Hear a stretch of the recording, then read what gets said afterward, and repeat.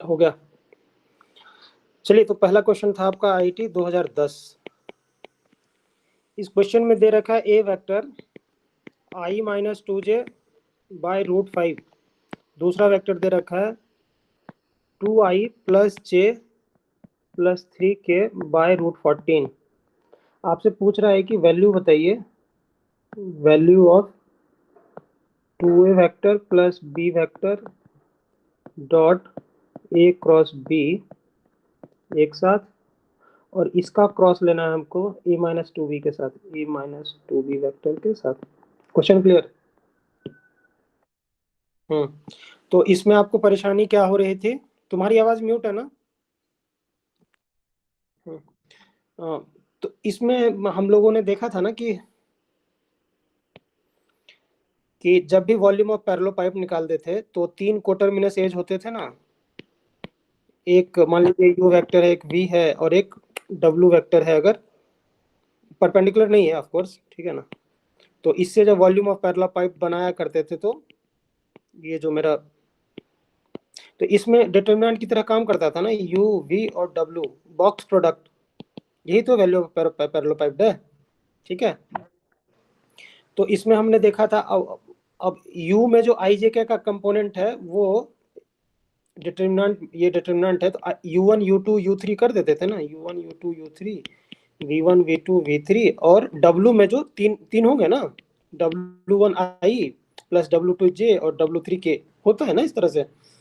तो डिटरमिनेंट की प्रॉपर्टी है ना कि किसी दो रो या दो कॉलम को अगर इंटरचेंज करते हैं तो फर्क नहीं पड़ता, मतलब माइनस साइन हो जाता है, राइट। तो अगर मैं इसको इसको साइक्लिक ऑर्डर में बदलेंगे ना तो भी फर्क नहीं पड़ेगा। मान ली इसमें इसको और इसको इंटरचेंज कर देंगे ना, तब फर्क पड़ेगा, वैल्यू ऑफ द ट्रीटमेंट क्या हो जाएगा, नेगेटिव हो जाएगी, ठीक है। बट अगर मैं साइक्लिक ऑर्डर में इसको रोटेट करूँ ना तो इसको फर्क नहीं पड़ेगा। समझे क्या बोल रहा हूँ? दैट मीन्स मैं बोल रहा हूँ कि यू वी डब्ल्यू का बॉक्स प्रोडक्ट लीजिए, या वी डब्ल्यू यू का बॉक्स प्रोडक्ट ले लीजिए, या डब्ल्यू यू वी का बॉक्स प्रोडक्ट ले लीजिए, ये सारा वैल्यू सेम देगा। या ऐसे भी देखो ना कि यहां से यहां आने में क्या हुआ होगा, यहां से यहां आने में क्या हुआ होगा, आप इसको इधर और इसको इधर करेंगे तो क्या होगा, माइनस साइन होगा, इस डिटरमिनेंट की वैल्यू हो जाएगा ना। और जब v यहाँ, सपोज यहाँ पे मैंने क्या किया, तो माइनस साइन मैं यहाँ पे लिख रहा हूँ, क्या v और u को इंटरचेंज कर दिया है, माइनस साइन लग जाएगा, ठीक है। अब मैं u और w को इंटरचेंज करूंगा तो फिर से माइनस साइन लगेगा, u इधर गया और w इधर आया, जो यहाँ पे है, तो फिर माइनस साइन लगेगा, तो ये माइनस माइनस प्लस नहीं हो जाएगा यहाँ पे? समझ में आया? साइक्लिक ऑर्डर में मैं कितना भी घुमा दूं फर्क नहीं पड़ता। अब यहाँ से w और v और w को इंटरचेंज करेंगे तो ये वाली सिचुएशन आएगी, v इधर चली जाएगी ना, ये वाली v इधर आ जाएगी और w मिडिल में आ जाएगा, फिर w को इधर और u को इधर कर देंगे तो फिर माइनस, तो दो बार माइनस साइन प्लस नहीं कर देगा। समझ में आ गया होगा आपको, राइट। तो बस इतना ही इसमें ट्रिक लगाना था, और बाद बाकी आप, इस क्वेश्चन आपसे हो गया होगा, लेकिन आप इसलिए पूछे थे क्योंकि शॉर्टकट चाहिए था आपको, राइट। तो यहाँ पे यही है कि इसको आप और ये बॉक्स प्रोडक्ट, ये तो बॉक्स प्रोडक्ट का डिनोशन है ना, एक्चुअली क्या होता है आपका, u dot v cross w होता है, राइट, यही होता है ना, ठीक है, स्केलर ट्रिपल प्रोडक्ट, ठीक है ना। हाँ, तो इसी को तो मैं लिख सकता हूँ ना कि v dot w cross u लिख सकता हूँ, ठीक है, या इसको लिख सकता हूँ w dot u cross v। तो सेम ही चीजें हैं साइक्लिक ऑर्डर में, इसको इससे डिनोट किया, इसको मिडिल वाले से डिनोट किया, और इसको थर्ड वाले के साथ डिनोट किया। समझ में आया बॉक्स प्रोडक्ट? तो यही है कि आप साइक्लिक ऑर्डर में रोटेट कर सकते हैं।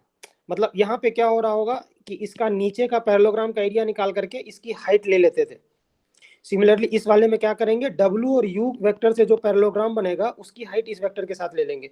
इसमें आपको अगर वॉल्यूम इसी चीज का निकालना है तो U और, समझ रहे हैं आप, U और V, सॉरी ये पहला वाला है, ठीक है, U और V के साथ पैरेललोग्राम बना करके W के साथ हाइट ले लेंगे। याद आया ना आपको कॉन्सेप्ट? ठीक है, इस वाले में क्या था, तो हम तो इस वॉल्यूम ऑफ पिरामिड को कैसे भी निकाल सकते हैं ना, तीनों कोटरमिनस एजेस हैं, तो जरूरी थोड़ी है कि मैं यू व्यू को पैरेललोग्राम और डब्ल्यू से हाइट लूँ। वो तो मैं कुछ भी कर सकता था ना, वी और डब्ल्यू से, ये वाला वी है मेरा और डब्ल्यू, ये डब्ल्यू है, तो वी और डब्ल्यू से पैरेललोग्राम बना दीजिए, इस पैरेललोग्राम का एरिया, और यू के साथ जो क्या बोलते हैं उसकी हाइट ले लेते हैं, समझ में आया? तो वो भी तो मैं कर सकता था। तो यही चीजें हैं, मतलब ऑर्डर पे डिपेंड नहीं करना चाहिए था। तो मैं क्या कर रहा हूँ इसमें, ये सपोज लीजिए आपका u होगा, ये सपोज ये v था और ये w थी आपकी, तो मैं v को बाहर कर दे रहा हूँ, समझ में आ गया? सो इसकी value is same as a cross b, बाहर आ गया, ठीक है, ठीक है। और डॉट ले रहा हूँ किसके साथ, बोलिए किसके साथ, इसका और इसके साथ, समझ में आया? लेकिन ध्यान रखना ये पहले आएगा वरना माइनस साइन दे देगा आपको, ये समझ में आया? ये पहले आएगा, W पहले आएगा। अगर V आप बाहर निकाल रहे हैं, V अगर आप बाहर निकाला यहाँ पे, तो W क्रॉस U, क्योंकि U क्रॉस अगर W करेंगे तो आपको पता है ना, U क्रॉस W और W क्रॉस U एक दूसरे का नेगेटिव माइनस है, एंटी कम्यूट बोलते हैं इसको, ठीक है। AB अगर BA हो जाए तो इसको बोलते हैं कम्यूट करना, ठीक है।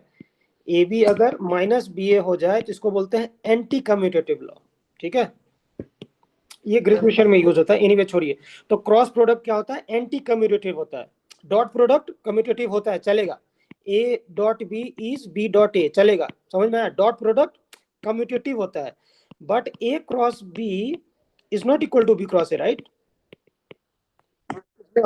माइनस साइन लगेगा, तो ऐसे लॉ को जो आप इधर और इधर करने से माइनस है उसको बोलते हैं एंटी कम्यूटेटिव, ठीक है।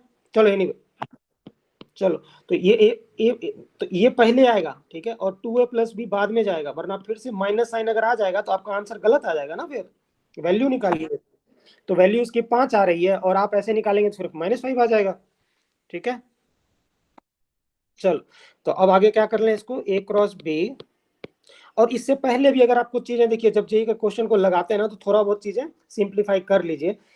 √5 क्यों आया यहाँ पे, जरा सोचिए, क्योंकि ये यूनिट वेक्टर, देखो, अगर केवल ये रहा होता ना तो ये एक वेक्टर होता, समझ में आ रहा है? √5 से डिवाइड हो गया तो ये यूनिट वेक्टर में कन्वर्ट हो चुका है, तो इसको बोलते हैं नॉर्मलाइज, ऑलरेडी नॉर्मलाइज हो चुका है ये। तो 2 ये है नॉर्मल, मतलब कोई सिंपल वेक्टर है, √14 से इसलिए मल्टीप्लाई कर दिया ताकि ये यूनिट वेक्टर हो जाए, समझ में आया? तो सबसे पहले तो ये ऑब्जर्व कर लीजिए कि ये दोनों यूनिट वेक्टर है, ठीक है। दूसरी चीज ऑब्जर्व क्या कर सकते हैं कि अगर मैं a डॉट बी करूं, देखिए इन दोनों का डॉट प्रोडक्ट लीजिए जरा सा, लीजिए a डॉट बी, कहाँ लिखूं, चलो यहाँ लिख रहा हूँ, a डॉट बी अगर करूं, करिए, a डॉट बी कैसे करते हैं, नीचे का √5 ऊपर, और ये √14 क्या हो जाएगा, √70, हालांकि इससे फर्क नहीं पड़ेगा, ऊपर में आ जाएगा 0, कैसे आएगा ऊपर में 0, यहाँ पे 1 है ना बाबू, 1 × 2, और यहाँ पे -2 × 1, समझ में आया? अब प्लस यहाँ पे 0 के तो आप मान ही सकते हैं, तो 0 × 3 0, 1 × 2 2, और -2 × 1, समझ में आया?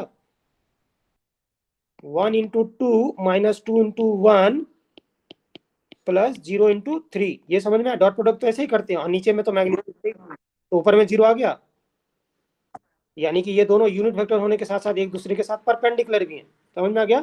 तो a डॉट भी मेरा 0 आएगा, तो हो सकता है ना कि चीजें और आसान हो जाए, राइट? सिंप्लीफाई करना आसान हो गया, क्लियर हुआ चीजें? चलो, तो a क्रॉस बी को बाहर रखा, डॉट बाहर कर देता हूँ यहाँ पे। चलिए इन दोनों पे काम कीजिए, a-2b across 2a plus B vector है, राइट? क्रॉस, ये एक सिंपल वेक्टर रहता तो भी ये डिस्ट्रीब्यूट हो जाता, मान लीजिए a-2b सी वेक्टर, ये सी वेक्टर अगर है तो सी क्रॉस लेता इसके साथ, और ये सी क्रॉस लेता फिर बी के साथ, और दोनों के बीच में प्लस साइन आ जाता है, ये समझते हैं? ठीक है। और यहाँ पे एक सिंगल वेक्टर सी नहीं है, तो सी नहीं है तो क्या है, सी दो वेक्टर के एडिशन या सब्ट्रैक्शन के रूप में है, जो भी है। तो अब इंडिविजुअली तो ये डिस्ट्रीब्यूट कर ही सकता है ना, समझ में आया आपको? हाँ, तो या अगर सिंगल है सी तो C × 2a plus C × B हो जाता, बट ये इकलौता सी नहीं है, ये अब दो के कंपोनेंट से बना हुआ a-2b के, तो मैं सबको डिस्ट्रीब्यूट कर रहा हूं, तो a को करिए, a को क्रॉस कीजिएगा किसके साथ, 2a के साथ। तो अब a क्रॉस 2a, तो मैं यहाँ पे 0 नहीं लिख देता डायरेक्ट, आपको पढ़ा रहा हूँ इसलिए मैं लिख रहा हूँ ना a × 2a, समझ में आया? प्लस बताइए a क्रॉस क्या करूं, a क्रॉस b, फिर -2, बोलो, -2, -2b cross 2a, right? Plus फिर -2b अक्रॉस क्रॉस b, जानबूझ करके लिख रहा हूं, लेकिन मुझे पता है कि ये 0 दे देगा, b × b, राइट? पैरेललोग्राम नहीं बना पाएगा ना, area of parallelogram will be 0, right? दो वेक्टर ऐसे होते हैं, तभी तो क्रॉस करने से एरिया ऑफ पैरेललोग्राम आता था, राइट। ये ए वेक्टर, ये बी वेक्टर है। अगर मैं ए क्रॉस बी करूं तो एरिया ऑफ पैरेललोग्राम आता था ना। और अगर इसका ट्रायंगल का एरिया चाहते था तो ए क्रॉस बी का आधा कर देते थे। समझ में आया ना। हाँ, तो आप बी क्रॉस बी करिएगा तो क्या होगा, पैरेललोग्राम बनेगा ही ना, एरिया जीरो हो जाएगी, राइट। जैसे देखना। ठीक है। तो ये भी ए क्रॉस टू है, तो डायरेक्ट लिखूंगा जीरो, तो समय मेरा बच जाएगा, राइट। तो बचा क्या, ए क्रॉस बी यहाँ बचा, यहाँ का दो और यहाँ का दो, क्या हो जाएगा, दो दो चार देगा ये, बोलो। टू टू चार दे देगा, राइट। तो -4, अब -4 क्या बच जाएगा, ये बी क्रॉस ए बचेगा। चलिए, ये जब मैं थ्योरी पढ़ाता हूँ ना तो अच्छे से प्यार से प्रॉपर्टीज लिखाता हूँ। आपको ये लग रहा होगा नॉर्मली, और इसमें मैं टाइम देता हूँ ताकि जब भी सवाल में दिखे तो बच्चे के पास तुरंत स्ट्राइक करे। जैसे ये डिस्ट्रीब्यूट भी करा रहा था ना, करा है ना डिस्ट्रीब्यूट। तो ये इस सब पे टाइम देता हूँ, बच्चों को लगता है क्या पढ़ा रहा है, उसको पता नहीं चलता है कि ये बड़े बड़े सवाल को सिंप्लीफाई करता है। लाइटली लेते हैं, प्रॉपर्टीज तो कोई पढ़ता ही नहीं है। एनीवे आइए, तो ये 2 और ये 2 आ गया 4 में, माइनस साइन पहले से था, रह गया मेरा। ये बी क्रॉस ए जो था, अब मैं इसको ए क्रॉस बी लिख दूं तो ये -4 तो +4 बना लेगा, और ये तो जीरो है ही, और पहला वाला टर्म जीरो है, ए क्रॉस बी। ठीक है, ए क्रॉस बी, और यहाँ जो माइनस से शुरू किया था वो एक्चुअली +4 ए क्रॉस बी है, तो कितना हो जाएगा बोलो। समझ में आ गया होगा अब अंदर में। तो पहले क्या था, ए क्रॉस बी मेरा बाहर है, ये वाला, ठीक है, और डॉट, और अंदर वाली चीजें, ये जीरो, ये ए क्रॉस बी, और दूसरा वाला हो गया +4 ए क्रॉस बी, ये और ये मिल करके क्या हो गया मेरा 5 ए क्रॉस बी। ठीक है, एक वेक्टर में, और अंदर में और कुछ तो बचा ही नहीं है, ये जीरो है और ये जीरो वेक्टर है, यहाँ तक सिंपल है, राइट। अब ये वेक्टर और ये वेक्टर का डॉट ले रहे हैं, और डॉट ले रहे हैं, ये 5 बाहर है, 5 बाहर नहीं आ जाएगा, कोई भी रियल नंबर है बाहर आ जा रहा है, ठीक है। तो अंदर में क्या बचेगा, ए क्रॉस बी और डॉट ए क्रॉस बी। तो सेम वेक्टर का अगर डॉट लेते हैं तो उसी वेक्टर का मैग्नीट्यूड का स्क्वायर होता है, याद आया। समझ में आ गया होगा, राइट। अब ए क्रॉस, तो ये 5 का 5 रहने दे, ए क्रॉस बी का मैग्नीट्यूड का स्क्वायर क्या होगा, ए का मैग्नीट्यूड, याद आया, बी की मैग्नीट्यूड, बोलो। और दोनों के बीच में एंगल अगर थीटा है तो साइन थीटा होता है, राइट। तो मैग्नीट्यूड तो यही है, मैग्नीट्यूड की बात कर रहा हूँ, राइट। और उसका स्क्वायर कर देंगे तो इसका स्क्वायर कर देंगे, चलेगा। चलेगा। अब ए मैग्नीट्यूड यूनिट वेक्टर है, तो आप खुद ही नहीं लिखे होते, मैं तो पढ़ा रहा हूँ इसलिए लिख रहा हूँ, राइट। बी भी यूनिट वेक्टर है, 1 है। अब मुझे थीटा पता है, 90 डिग्री था इन दोनों के बीच में, याद करो। ए डॉट भी जीरो है, इसका मतलब दोनों थीटा जो है 90 डिग्री है, राइट, परपेंडिकुलर वेक्टर है। तो थीटा अगर यहाँ 90 डिग्री है तो sine 90 is 1, right, this is 1। So 1 का स्क्वायर क्या हो जाएगा, 1, तो 5 आंसर रहेगी आपका। समझ में आया आपको। बस केवल ये वेक्टर इतना केवल पता होता है आपको, ठीक है। और जब मैं पढ़ाता हूँ तो properties of scalar triple product पढ़ाता हूँ, जहां ये चीजों का मेंशन करता हूँ। समझ में आया। और डिटर्मिनेंट से भी कराता हूँ कि अगर मैं दो रो को एक बार इंटरचेंज करूं तो एक बार माइनस, और फिर दो को एक बार इंटरचेंज करूं तो फिर से क्या हो जाता है, फिर माइनस माइनस प्लस हो जाता है। दैट मीन्स साइक्लिक ऑर्डर में मैं अगर यू वी डब्ल्यू को रोटेट करता रहूं तो फर्क नहीं पड़ेगा। समझ में आया ये चीज। चलो आगे बढ़ूं, दूसरे सवाल पे आऊं। ठीक है, और भी ऑल्टरनेट तरीके हैं, बट ऐसा नहीं है कि आप जिस तरीके से बड़ी प्रॉब्लम, तो अब यहाँ टाइम का भी है ना, टाइम भी तो आपको कम लगाना है। बढ़ रहा हूँ आगे दूसरे सवाल पे। हाँ, चलिए, दूसरा सवाल आपने पूछा है IIT 2013, IIT 2013। एक लाइन है मेरा L, a line L passing through. इतना टाइम नहीं लगाया होते अगर आप पहले से पढ़े रहते ना। ओरिजिन से पास कर रही है वो लाइन, ठीक है, इज परपेंडिकुलर टू लाइंस। कौन से लाइंस, L1 एंड L2। ठीक है, L1 क्या कह रहा है, 3 + ti प्लस -1 + 2tj +4 + 2tk। दूसरा लाइन दिया है 3 + 2si +3 + 2sj +2 + 2 + s ठीक है। यहाँ पे दे रखा है, यहाँ पे ये जो टी जो दे रखा है, यहाँ पे दे रखा है टी कोई भी रियल नंबर है, मतलब -∞ से +∞ सवाल में दिया है, मैं आसानी के लिए ये लिखा हूँ, ठीक है ना। यहाँ एस की वैल्यू दे रखा है -1 से +, दैट मीन्स कोई भी रियल नंबर को बिलोंग कर रहा है, ठीक है। तो आपसे पूछ रहा है कि कोऑर्डिनेट बताओ, coordinates of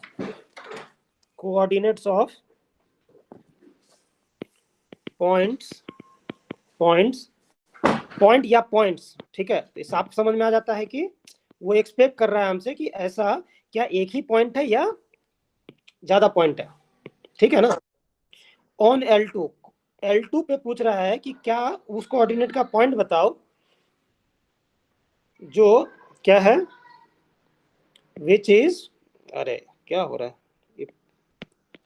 which is at a distance of what, distance of √17 from what, from point of intersection, POI लिख रहा हूं, ठीक है ना, point of intersection of L1 and L2, ठीक है।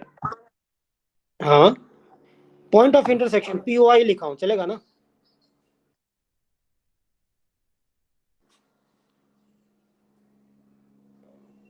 हाँ एक ही बात है ना, point of intersection of L1 and L2 is और आर, यही तो है। Okay okay, L and L1, sorry ये है L, ठीक है, मैं कलर बदल दे रहा हूँ, कोई नहीं, आगे बढ़ेंगे तो खुद भी हम, मैं सेल्फ करेक्ट कर लेता हूँ, ठीक है। ये L है और ये L1 है, ठीक है ना। चलो क्वेश्चन क्लियर है। क्वेश्चन अगर दो लाइन L1 और L2 ऑलरेडी गिवन है मेरे पास, ठीक है।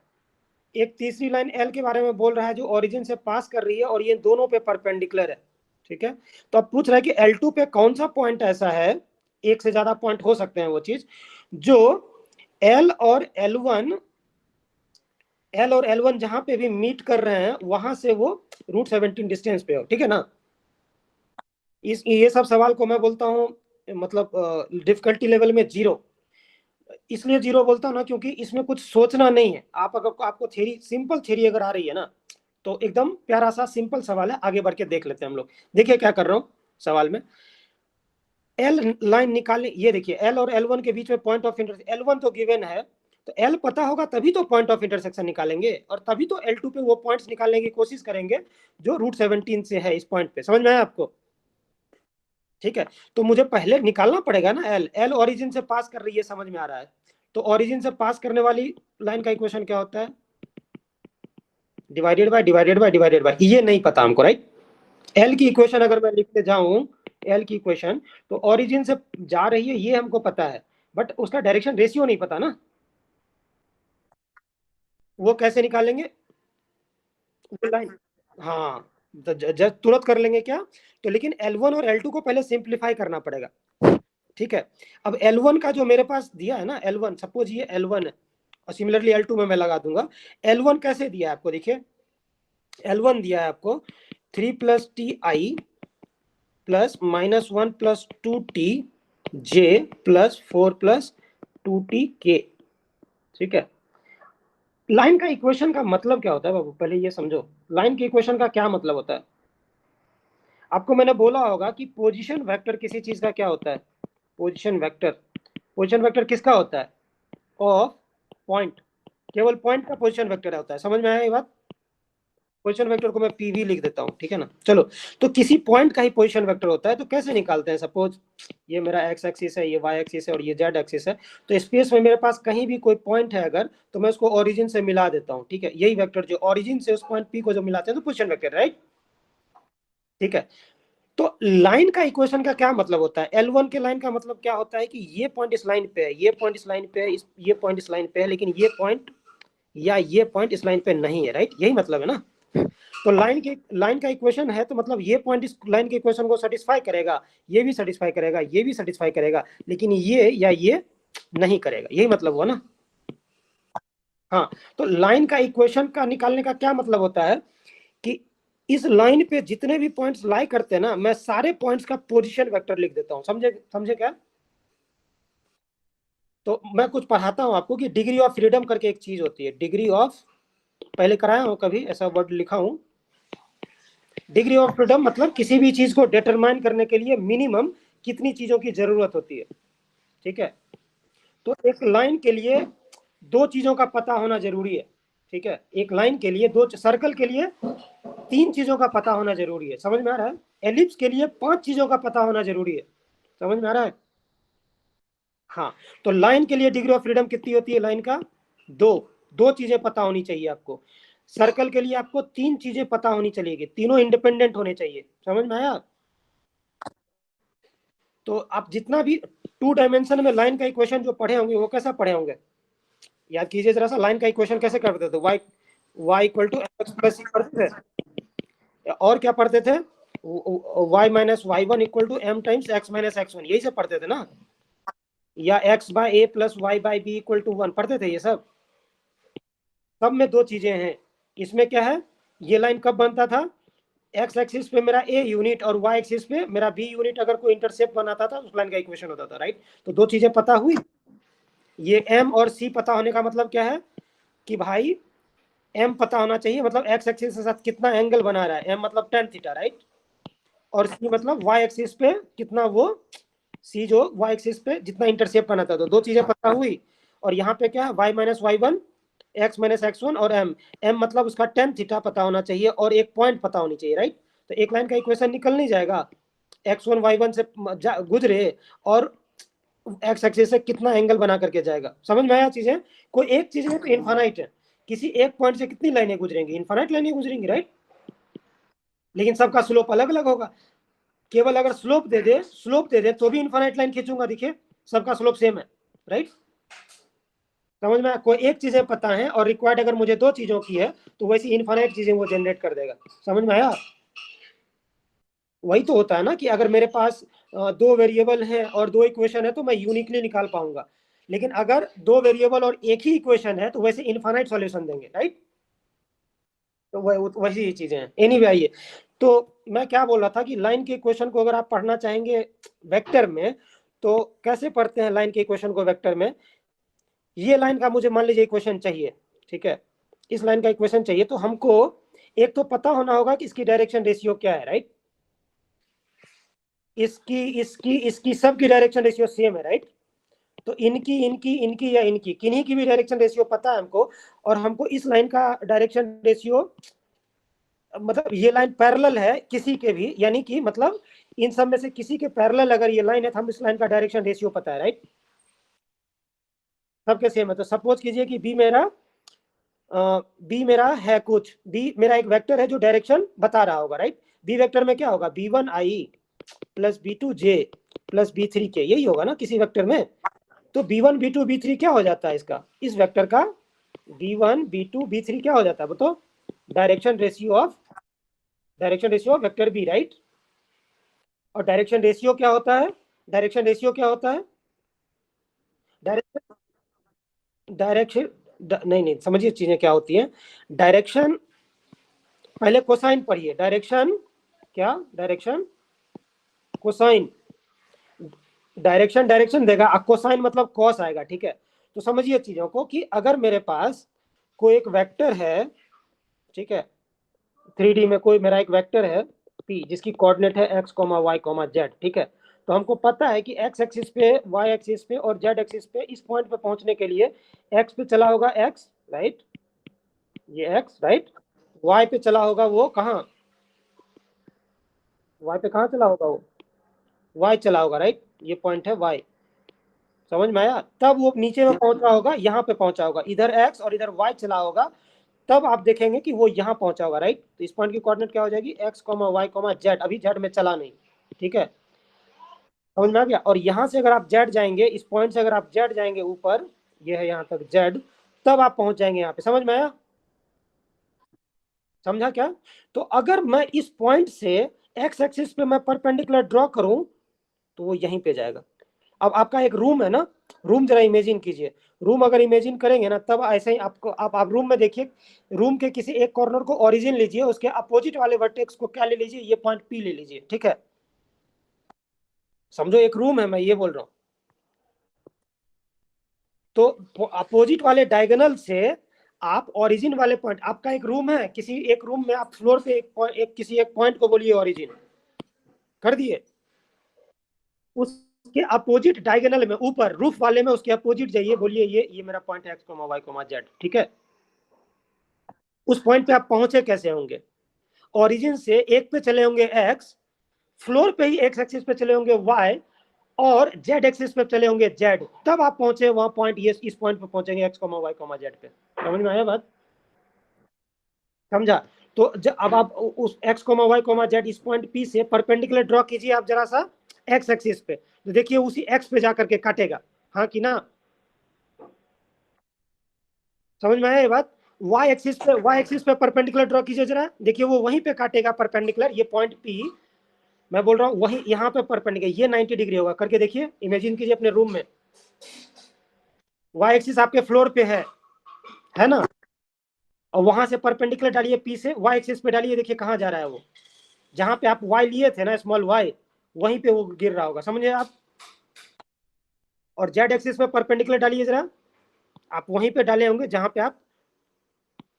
पे आपका ओरिजिन के ऊपर वाला जेड होगा, ओरिजिन के ऊपर वाला, देखिए समझ में आया आपको? रूफ, आपको ये बात समझ में आई? समझी? तो इस वेक्टर का, ओपी वेक्टर का जो डायरेक्शन है ना, वो पॉजिटिव एक्स एक्सिस से जो एंगल बनाता है ना, उस एंगल का नाम होता है अल्फा। सपोज अल्फा बना रहा है, ठीक है, अल्फा बदलूंगा तो बदल जाएगी चीजें, राइट? फिलहाल क्या बना रहा है? अल्फा। मैं क्या बोल रहा हूं? अल्फा क्या है बोलो? ओपी वेक्टर किससे बना रहा है एंगल? पॉजिटिव एक्स से, निगेटिव से बना लेगा ये 180 माइनस अल्फा, तो अभी कंसिडर नहीं कर रहे हैं, ठीक है? वाई एक्सिस से कितना एंगल बना रहा है ये? बीटा। समझेगे? समझे? आप अपने रूम में वो डायगोनल देखिए जो ओरिजिन से पी को जोड़ रहा है, वो एक्स एक्सिस से कुछ एंगल बना रहा है, वाई एक्सिस से कुछ एंगल बना रहा है, 3D में बना रहा है ना, और जेड एक्सिस से भी कुछ एंगल बना रहा होगा, उसका नाम है गामा। चलेगा? तो अल्फा बीटा गामा क्या है? ओपी वेक्टर किससे बना रहा है? Positive Y, not negative Y. Beta है पॉजिटिव वाई, समझ में आया? और निगेटिव वॉइस बना लेगा 180 माइनस बीटा, तो वो अभी कंसीडर नहीं कर रहे, चलेगा? गामा बना रहा है पॉजिटिव जेड से, ना कि निगेटिव जेड से, क्या बना लेगा? 180 माइनस गामा। समझ में आया? 180 माइनस बीटा और 180 माइनस गामा बना लेगा बाद में, एनीवे छोड़िए अभी इसको। तो अल्फा बीटा गामा को बोलते हैं डायरेक्शन एंगल। क्या बोलते हैं? Direction angle. अगर ये तीन एंगल मुझे पता है तो वो मुझे वेक्टर पता नहीं है यूनिकली कहां जा रहा है स्पेस में, हमेशा पता है, राइट? तो यही अल्फा बीटा गामा डिसाइड करता है कि डायरेक्शन किधर ले रहा है वो वेक्टर। समझ में आया? डायरेक्शन एंगल, ठीक है। इसी में अगर मैं कॉस अल्फा, कॉस बीटा और कॉस गामा लगा दूं ना, तो इसको बोलते हैं डायरेक्शन, डायरेक्शन कोसाइन। क्या? Direction cosine. क्यों कोसाइन पता है ना आपको? कॉस थीटा को बोलते हैं कोसाइन, हाँ? याद आया? तो कॉस अगर अल्फा पे लगा दीजिए, बीटा पे लगा दीजिए और गामा पे लगा दीजिएगा, क्या लगे, क्या बनेगा? ये डायरेक्शन कोसाइन। समझ में आ गया? इसको बोलते हैं एल, इसको बोलते हैं एम, और इसको बोलते हैं एन। चलेगा? ठीक है। चलो इस फिगर से बताओ मुझे कि कॉस अल्फा क्या होगा। फिगर से देखिए, फिगर आप अपने रूम में इमेजिन कीजिए, ठीक है? ओपी की लेंथ को मैं बोल रहा हूं आर है, चलेगा? ठीक है, ये लेंथ कितना है? एक्स है, और ये लेंथ कितना है? आर है, ठीक है? तो सपोज यहाँ पे एक पॉइंट ले लिया ए, यहाँ पे एक पॉइंट ले लिया बी, और यहाँ पे एक पॉइंट ले लिया सी। तो मैं बोल रहा हूँ in triangle O P A, ठीक है, O P A, origin point P जो अपोजिट आपके रूफ पे है, रूफ, रूफ का पॉइंट बोल रहा हूँ, ठीक है? और ए कौन सा है? पी से जो परपेंडिकुलर ड्रॉ करेंगे, जो एक्स एक्सिस पे आएगा नीचे ए, ये फ्लोर का पॉइंट है। समझ में आया? फ्लोर पे ए पॉइंट है। क्या ये ट्रायंगल राइट एंगल ट्रायंगल नहीं है बाबू? राइट एंगल ट्रायंगल है आपका, राइट एंगल्ड ट्रायंगल है, ठीक है? Right angle at what? At A. समझ में आया? At A. अब कॉस अल्फा अगर आप लेना चाहेंगे तो कॉस अल्फा क्या देगा? कॉस अल्फा क्या होता है? Base by hypotenuse, right? क्या होता है? Base by hypotenuse. तो बताओ बेस कितना है? अल्फा यहाँ पे बना एक्स है, एक्स है, एक्स एक्स एक्स, हाँ हाँ हाँ, सही है, ओ ए बोल रहा हूँ। चलो O A by O P O, hypotenuse हो, नहीं नहीं, कॉस अल्फा क्या होता है? बेस बाय हाइपोटेन्यूज ना। तो हाइपोटेन्यूज यहाँ ओपू है ना भाई, हाइपोटेन्यूज कैसे डिसाइड करते हैं? 90 डिग्री के सामने वाला ओपी है। कैसे चलेगा एंगल? ठीक है, समझ में आ गया होगा, राइट? वो है आर, वो है वेक्टर की लेंथ है आर, चलेगा? और कॉस अल्फा को डिनोट करते हैं एल से, चलेगा। So L is always x by r, चलेगा। सिमिलरली एम, जिसको किसको डिनोट करते हैं, कॉस बीटा, ठीक है।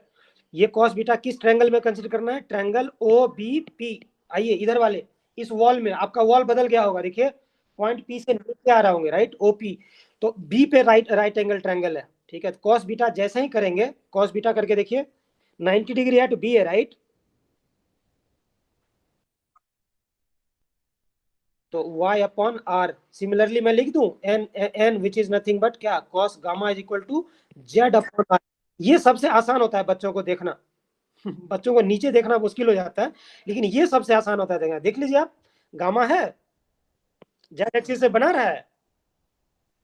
आप अपने रूप, डायगोनल के रूप से अपोजिट अगर लेके आएंगे तो जेड एक्सिस के ऊपर यहाँ पे सी पे आएगा, ये भी आपका रूप का पॉइंट है। तो ये 90 डिग्री दिख जाना बहुत आसान होता है बच्चों को, राइट। यहाँ से कॉस गामा अगर पूछो तो तुरंत बोलोगे कि जेड अपॉन 90 डिग्री के सामने वाला आर, राइट। तो जेड अपॉन आर, ये सबसे आसान होता है बच्चों को विजुअलाइज करना। एन इक्वल टू, समझ में आ गया होगा, राइट। ठीक है। तो अब मैं बोल रहा हूँ कि क्या L square plus M square plus N square which is nothing but, बोलिए क्या, cos square alpha plus cos square beta plus cos square gamma, चलेगा। ठीक है, चलिए करिए। कॉस अल्फा क्या था, यानी कि X square by R square. Cos square beta करिएगा तो क्या होगा, Y square by R square plus cos square gamma कीजिएगा तो जेड स्क्वायर बाय, बोलो, आर स्क्वायर। सबका एलसीएम ले लूं, नहीं यार लिख ही देता हूँ, चलो ठीक है। अब एलसीएम ले जरा, नीचे आर स्क्वायर क्या हो जाएगा, X square plus Y square plus Z square. Figure में देखिए जरा सा, ये वाले की लेंथ कितनी होगी, इस वाले की लेंथ कितनी होगी, ये एक्स है, ठीक है। तो ये यहां से यहां तक वाई था, तो पैरेललोग्राम बना था ना, ये वाई तो था। ये एक्स है, ये वाई है, ये लेंथ कितना हो जाएगा बाबू, ये लेंथ कैसे, सिंपल है ना, ये तो पढ़े ही हैं आप, ठीक है। और ये लेंथ अगर आपका जेड है, और ये X square plus Y square कैसे है, क्योंकि ये 90 डिग्री है या ये 90 डिग्री है, ठीक है ना। नीचे में तो रेक्टेंगल बन जाएगा ना, तो रेक्टेंगल का डायरेक्ट क्या हो जाएगा, diagonal root under X square plus Y square, ठीक है ना ये चीज। अब यहाँ से यहाँ तक लेंथ है जेड, और ये है एंगल 90 डिग्री मेरा, देखिए कलर बदल रहा हूँ, कलर बदल, ये 90 डिग्री है, ठीक है। तो ये 90 नहीं बोल रहा हूँ, मैं बोल रहा हूँ ये 90 है, नहीं समझे। जेड सब ना है, इस प्लेन में जो भी रखा होगा ना, एक्स वाई प्लेन में जो भी रखा होगा, उस पे ये नॉर्मल सब पे परपेंडिकुलर होगा, राइट। इस प्लेन पे अगर कोई भी 90 डिग्री है, तो इस प्लेन में जो भी लाइन है सब पे तो ये 90 डिग्री होगा, राइट। 3D में विजुलाइज कीजिए, मैं बोला ये 90 डिग्री है, ठीक है। और ये लेंथ मुझे पता है root under X square plus Y square है, और ये लेंथ पता है आपको जेड है, तो ये लेंथ आपको नहीं पता चल जाएगा, बोलो, इस ट्रायंगल में ओपी की लेंथ कितनी हो जाएगी, ओपी की लेंथ कितनी हो जाएगी, बोलो, root under this square plus this square, और इसका स्क्वायर करेंगे तो रूट खत्म हो जाएगा, right. X square plus root खत्म, अब प्लस जेड स्क्वायर। अब समझ में आया, किसी भी वेक्टर का ओपी वेक्टर क्या था मेरा, ओपी वेक्टर क्या था, एक्स आई plus Y J plus Z के, याद आया, ऐसे लिखते ना। पी पे कैसे पहुंचेंगे, ये वेक्टर मेरा क्या रहा होगा, बोलो, इधर एक्स आई और इधर ये क्या था, ये वाला Y J, Y J. So this vector is also Y J, right, ठीक है, right. So this is X I, this vector is X I plus yj is resultant vector, right, this vector. So this vector is nothing but xi plus yj, ये arrow इधर है, this plus this is this, तो xi plus yj, समझ में आ गया ये vector. और ये वेक्टर क्या हो जाएगा मेरा, जेड के, राइट, जेड के। So this vector plus this vector is nothing but this vector, right. So OP vector is nothing but, बोलो, OP vector is nothing but, ये पॉइंट ले लीजिए, कोई पॉइंट, कौन सा पॉइंट लो, ये सपोज ये डी पॉइंट है, तो ओपी, ओपी वेक्टर बाद में लिखिएगा, ओडी वेक्टर प्लस डी, यहाँ ई कर ली, अच्छा डीपी है ना, हाँ डीपी वेक्टर चलेगा। तो पहले ओपी वेक्टर और फिर डीपी वेक्टर कर लेंगे, तो ओपी वेक्टर मेरा नहीं आ जाएगा। So OP vector is nothing but DP vector. OD vector मेरा क्या था, एक्स आई प्लस वाई जे, अब प्लस डीपी वेक्टर मेरा क्या है, DP vector is z k, arrow ऊपर है, दिख रहा है, ऊपर है। तो ओपी वेक्टर को ऐसे लिखते हैं, समझ में आ गया। किसी भी पॉइंट पी का अगर कोऑर्डिनेट एक्स वाई जेड है, तो उसका पोजीशन वेक्टर क्या हो जाएगा, एक्स आई plus Y J plus Z K, clear. और ओपी की लेंथ कितनी हो जाएगी, जिसको आर से डिनोट किया था, root under X square plus Y square plus Z square. समझ में आ गया, राइट?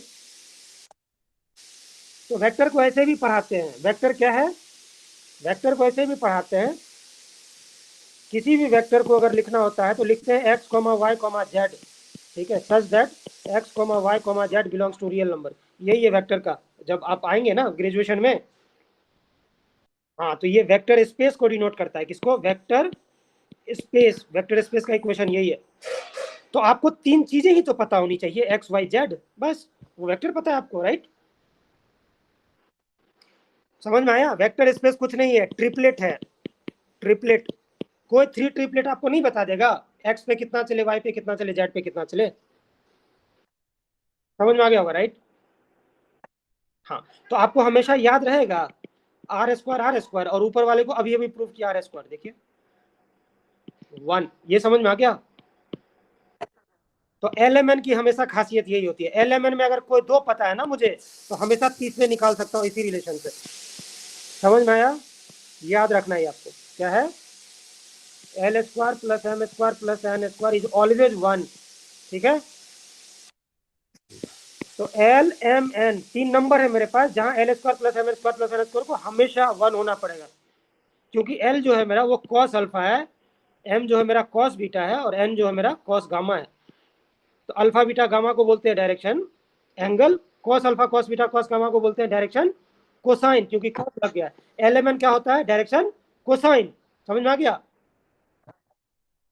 तो अब एल एम एन के प्रोपोर्शनल कोई भी तीन नंबर ले लीजिए एबीसी, इसको बोलते हैं डायरेक्शन रेशियो। समझ में आया? समझा? जैसे डायरेक्शन रेशियो किसी का 1 2 3 है, तो मैं बोल रहा हूँ डायरेक्शन कोसाइन बताइए, डायरेक्शन रेशियो 1 2 3 है, तो क्या होना चाहिए, अगर मेरा एबीसी ये है तो एल एम एन क्या होना चाहिए, बोलिए आप, बोलो क्या होना चाहिए, 1/√1² प्लस 2² प्लस 3², खत्म। 2/this, 3/this। समझ में आ गया? अब तीनों को स्क्वायर करके जोड़िए तो 1 नहीं आएगा। समझ में आ गया?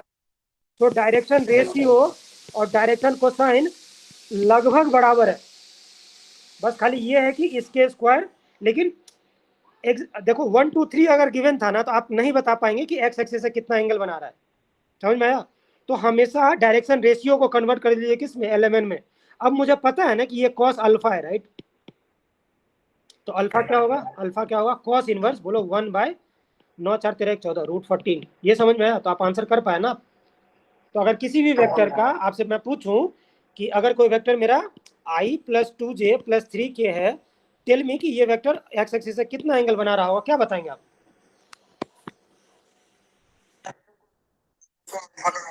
यही आंसर है। बोलेंगे पॉजिटिव एक्सिस से कितना बना है, क्या बोलेंगे, कॉस इनवर्स 2/√14, गामा क्या था, कॉस इनवर्स 3/√14। समझ में आ गया? हाँ, तो डायरेक्शन कोसाइन के प्रोपोर्शनल। अब देखिए, अगर मेरे पास 3 6 और 9 रहता ना किसी कोई वेक्टर, तो ये भी देखिए क्या है, सेम ही है। देखिए, इसको भी अगर इधर लेके जाएंगे ना, तो एल यही देगा, एम यही देगा, और एन यही देगा, करके देख लो। तो डायरेक्शन कोसाइन के प्रोपोर्शनल, इसके प्रोपोर्शनल नहीं है, इसमें देखिए √14 से मल्टीप्लाई कर दीजिए, ये आएगा √14 से, ये √14 से मल्टीप्लाई, ये आएगा। समझ में आया आपको? इसको 3 √14 से मल्टीप्लाई कर दीजिए, किसी भी स्केलर से मल्टीप्लाई कीजिए, 3 √14 से मल्टीप्लाई करेंगे तो ये 3 देगा, ये 6 देगा, और ये 9 देगा। तो ये भी कुल मिलाकर के यही देंगे। समझ में आया? इस वेक्टर को लिखो, इस वेक्टर को लिखो, क्या होगा, 3i plus 6j plus 9k। ये वेक्टर और ये वेक्टर क्या है बताओ? इससे मैग्नीट्यूड इसकी 3 गुनी हो गई, बस डायरेक्शन तो सेम ही है ना बाबू। इसी डायरेक्शन में ये भी वेक्टर जाएगा, बट 3 टाइम्स ज्यादा आगे चला जाएगा, लेकिन cos alpha cos beta cos gamma same रहेगा, इसलिए अल्फा बीटा गामा सेम रहेगा। समझ में आया? Any number proportional to direction cosine क्या है, वो डायरेक्शन रेशियो है। ऑल डायरेक्शन रेशियो लीड करेगा एक ही एल एम एन को, एक ही अल्फा बीटा गामा को। समझ में आया? अब प्रोपोर्शनलिटी, इसको √14 से मल्टीप्लाई किए हैं तो ये आया, इसको 3 √14 से मल्टीप्लाई किए हैं तो ये आया। तो any scalar multiple of these 3 quantities will give me a vector in the same direction. समझ में आया? ठीक है, चलो तो अगर ये आपको पता समझा दिया हूँ तो अब मैं पीछे जाता हूँ। ये सब थ्योरी का पार्ट था, थ्योरी में पढ़े ही नहीं है यार, ये बहुत मुश्किल है मुझे तो। प्रेशर कुकर का आवाज जा रहा होगा बैकग्राउंड में, जा रहा है क्या? चल, हाँ, क्या बोल रहा था? थोड़ा जल्दी करते हैं दोस्त। तो अब लाइन निकालने के लिए मुझे दो चीजें चाहिए, ठीक है। एक तो दो पॉइंट हमको दे दो तो लाइन बता देंगे। तो वेक्टर का वो जो लंबा वेक्टर जब पढ़ाते हैं ना लाइन का इक्वेशन, तो जैसे 3D में 2D में पढ़ाते हैं ना, वैसे ही 3D में भी वही है। दो पॉइंट दे दोगे तो लाइन निकल जाएगा, राइट? एक पॉइंट और उसका डायरेक्शन रेशियो दे दोगे, एक पॉइंट और डायरेक्शन रेशियो अगर दे दोगे, ये डायरेक्शन रेशियो, तभी वो लाइन यूनिक हो जाएगी ना। ठीक है, तो अब समझ लीजिए कि डायरेक्शन रेशियो पता है और एक पॉइंट पता है, चलेगा? डायरेक्शन रेशियो का मतलब क्या है? ये सारा लाइन पैरेलल हो, दिख रहा है? रेशियो सेम ही होगा, समझ में आया? पैरेलल लाइन का डायरेक्शन रेशियो सेम ही होता है, ठीक है ना? क्योंकि अब देखो कोई वेक्टर मेरा यहाँ है तो क्या फर्क पड़ता है, ये वेक्टर मेरा सपोज यहाँ है, तो इसके इस वेक्टर को मैं पैरेलली ट्रांसलेट कर सकता हूँ ना, ताकि एक पॉइंट इसका ओरिजिन के साथ ओवरलैप कर जाए, समझ में आया? अब कॉस अल्फा कॉस बीटा और कॉस गामा निकाल दीजिए, तो फर्क नहीं पड़ता है, समझ में आया? कि जरूरी नहीं है कि वो वेक्टर को ओरिजिन पे ही रहना चाहिए, स्पेस में वो वेक्टर कहीं पे भी है, मैं उसको पैरेलली ट्रांसलेट करके ओरिजिन से मिला सकता हूँ ना, ओरिजिन पे ला सकता हूँ उसको, राइट? तो डायरेक्शन उसकी थोड़ी बदली है समझ में आ गया होगा, राइट? ठीक है, तो ये मत सोचिए कि स्पेस में है तब क्या करेंगे, पैरेलली ट्रांसलेट कर लीजिए। तो मैं क्या बोल रहा हूँ कि मुझे एक वेक्टर बी पता है, ठीक है, जो उसके पैरेलल हमको एक लाइन खींचनी है, ठीक है, वेक्टर बी दे दिए, इसके पैरेलल एक लाइन का इक्वेशन बताइए जो किसी एक पॉइंट से गुजरता है, और वो पॉइंट है मान लीजिए x1 y1 और z1, चलेगा? x1 xyz जनरल पॉइंट है, x1 y1 z1 मतलब फिक्स पॉइंट है, समझ में आ गया? और डायरेक्शन रेशियो पता है, एरो एरो डायरेक्शन रेशियो क्या है? b1 b2 और b3, चलेगा? तीन नंबर उठा ले रहा हूँ, ट्रिपलेट ही तो है, vector is all about triplet, ठीक है? ठीक है, चलो। तो अब मुझे इस लाइन का इक्वेशन निकालना है, तो अब लिखूं? तो कैसे लिखना चाहेंगे बताइए, अब उस लाइन का इक्वेशन मुझे कैसे लिखना चाहिए? लाइन का इक्वेशन निकालने का मतलब क्या होता है? मतलब मुझे इस लाइन का इक्वेशन चाहिए जो एक fix point A x1 y1 z1 से गुजर रहा है, ठीक है, और ये जो वेक्टर पैरेलल है किसी वेक्टर बी के पैरेलल है, चलेगा? ठीक है, तो अब मुझे बताएंगे, अब बी वेक्टर मान लेता हूँ b1i plus b2j plus b3k है, ठीक है। लाइन का इक्वेशन निकालने का मतलब ये होता है ना बाबू, कि इस लाइन पे जितने भी पॉइंट्स हैं उन सब का पोजीशन वेक्टर बताओ, समझ में आया? समझ में आया? तो मान लीजिए कि कोई इस पे कोई एक पॉइंट है मेरा, सपोज कि वो मेरा पॉइंट जो है ना, कोई आर्बिट्ररी पॉइंट, ऐसे ही तो निकालते हैं। टू डायमेंशन में क्या लेते थे, जनरल पॉइंट एक्स वाई लेते थे ना, तो वैसे यहाँ पे एक जनरल पॉइंट ले लूं, सपोज वो जनरल पॉइंट, अब जनरल वेक्टर जनरल पॉइंट को मैं आर वेक्टर लेता हूँ, अगर R1 वेक्टर ले लूं तो सपोज वो फिक्स हो सकता है, समझ में आया? आर मतलब यहाँ जनरल वेक्टर हो गया, तो ये अगर ये पॉइंट है मेरा तो आर वेक्टर, ठीक है, ये पॉइंट ये आ गया तो वही आर वेक्टर है बट अलग हो जाएगा। आर वेक्टर, ये सारे वेक्टर को मैं, समझ में आया? ये सारे सारे को मैं जनरल से डिनोट कर रहा हूँ किसी आर से, ठीक है। तो सपोज कि ये मेरा आर वेक्टर है पॉइंट ए का, सॉरी सॉरी इसका तो, जिसका, हाँ, तो उसका मैं वेक्टर बोल सकता हूँ ना, वो कुछ भी, वो फिक्स वेक्टर होगा, राइट? वो सपोज वो वेक्टर है मान लीजिए ए वेक्टर है, चलो, और जिसकी कोऑर्डिनेट x1 y1 z1 है, इसको क्या लिखूंगा बोलो? x1i plus y1 j plus z1k, ठीक है। तो मुझे ए वेक्टर पता है, ये इस पॉइंट की ए की ये वेक्टर पता है, चलेगा? ठीक है, गौर से पढ़ो, तो ए पता है हमको। अब इसको या इसको या इसको या इसको आर वेक्टर बोल रहा हूं, जो इस पे लाई करने वाला कोई भी पॉइंट है। आर वेक्टर क्या है बोलो? जनरल पॉइंट है, क्या है? General point on line L जिसको निकालना है, लाइन एल है ये, ठीक है, ठीक है, ठीक है, जो किसी फिक्स पॉइंट से पास करता है। फिक्स पॉइंट क्या है मेरा? क्या है फिक्स पॉइंट, बताओ? ए, जिसकी कोऑर्डिनेट वगैरह जो भी है लिख दिया हूँ, और ये क्या है, फिक्स पॉइंट ए है, और पैरेलल टू व्हाट, ये जो लाइन एल है पैरेलल टू वेक्टर बी है, ठीक है, और वी वेक्टर मुझे गिवन, समझ में आ गया होगा, राइट। तो दो चीजें पता है तो मैं लाइन का इक्वेशन लिख सकता हूँ। चलो अब देखिए कि वो सारा पॉइंट जो इस पे लाई कर रहा होगा, इस लाइन पे एल पे लाई कर रहा होगा, उसकी क्या खासियत होगी। मैं बोल रहा हूँ यहां से यहां तक वेक्टर मेरा ए है, ये देखो ये मेरा ए वेक्टर है ना, ठीक है। अब वेक्टर बी और कोई भी पॉइंट, जनरल पॉइंट ले लीजिए, यहाँ पे ये जनरल पॉइंट ले लीजिए, ठीक है, सपोज ये पी है मेरा जनरल पॉइंट, ठीक है। तो अब मैं बोल रहा हूँ कि पी यहाँ है या पी पी डैश बोल दीजिए, यहाँ पे बोल दीजिए पी डबल डैश है, क्या फर्क पड़ता है। मैं बोल रहा हूँ कि जो मेरा आर वेक्टर है ओ पी, जहाँ पी कोई जनरल पॉइंट बोल रहा हूँ, ठीक है, जनरल पॉइंट पी, ठीक है, वो है क्या, वो मेरा ओ ए वेक्टर, बोलो ओ ए वेक्टर, अब प्लस प्लस प्लस यहाँ से ए पी वेक्टर लिखूं, हाँ कि ना, ठीक है। अब पी मेरा इधर चला जाएगा तो क्या होगा, O A plus this vector will be again this R vector, right, ठीक है। तो ओ ए वेक्टर मेरा ए वेक्टर दे रखा है, प्लस एपी वेक्टर को क्या लिखो, एपी वेक्टर और वेक्टर बी क्या है, कॉलिनी, सॉरी कौन क्या क्या पैरेलल वेक्टर्स है ना, कॉलिनियर वेक्टर्स है, राइट। कॉलिनियर वेक्टर्स का क्या मतलब होता है, एक को दूसरे में लिख सकता हूँ, ये वेक्टर और ये वेक्टर कॉलिनियर है, यानी कि बी को लेमडा टाइम्स ए लिख सकता हूँ, समझ में आया। So b can be always written as lambda times a vector, जहां लेमडा क्या है बोलो, कोई भी रियल नंबर, निगेटिव साइन भी ले लेगा तो क्या हो जाएगा, इधर चला जाएगा, राइट। तो एक वेक्टर अगर मुझे पता है तो उससे कॉलिनियर मैं सारा वेक्टर लिख सकता हूँ, right. Change the real number, if I if I am given a vector A, so I can write all the collinear vectors B in terms of A by multiplying vector A by any real number, समझ में आया ये बात। तो हमेशा जहां पे भी कॉलिनियर वेक्टर है, क्वेश्चन में कहीं पे भी दिया है these two are collinear vectors, right one vector in terms of scalar multiplication of another vector. इससे जेई ने कितने सवाल पूछ रखे होंगे, चलिए नहीं भाई ये पता होगा आपको, राइट। तो लैम्डा टाइम्स वेक्टर बी ना कर दूं, एपी वेक्टर क्या हो जाएगा, AP vector is collinear vector with vector B, right. सो इसका वेक्टर बी का लैम्डा टाइम्स अगर कर दूं तो ये हो जाएगा, समझ में आ गया, जहां लैम्डा क्या है मेरा, कोई भी रियल नंबर है, समझ में आया। तो अब मेरा लैम्डा कितना भी बदलोगे तो इस वी में, इस बी वेक्टर में लैम्डा टाइम्स क्या हो जाएगा।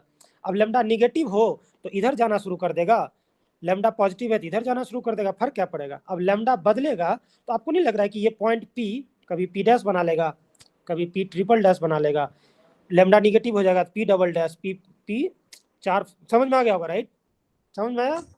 यू चेंज, इसी को बोलते हैं क्या, वेक्टर फॉर्म ऑफ, जहां एक फिक्स पॉइंट ए जिसकी पोजीशन वेक्टर पता हो और वो लाइन जो है वो वेक्टर बी के पैरेलल है, समझ में आ गया।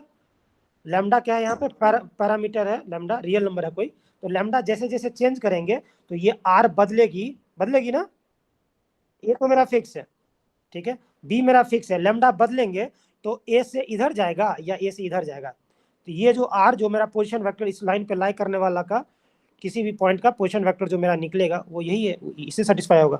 अगर सेटिस्फाई इसको कर दिया तो इसका मतलब वो पॉइंट पी, वो पॉइंट जो कि इस लाइन पे होगी, वरना नहीं होगी, समझ में आ गया होगा, राइट। तो चलो अब वो आर को लिखूं, एक्स आई plus Y J plus Z के, चलेगा। अब कोऑर्डिनेट में बात कर रहा हूँ, 3D ये वेक्टर था, तो आर वेक्टर क्या होगा यार, सपोज ये पॉइंट पी है, एक्स वाई जेड है, जनरल पॉइंट था ना, तो ओपी वेक्टर क्या हो जाएगा, आर वेक्टर ओपी वेक्टर हो क्या जाएगा, एक्स आई प्लस, समझ में आ गया होगा, राइट।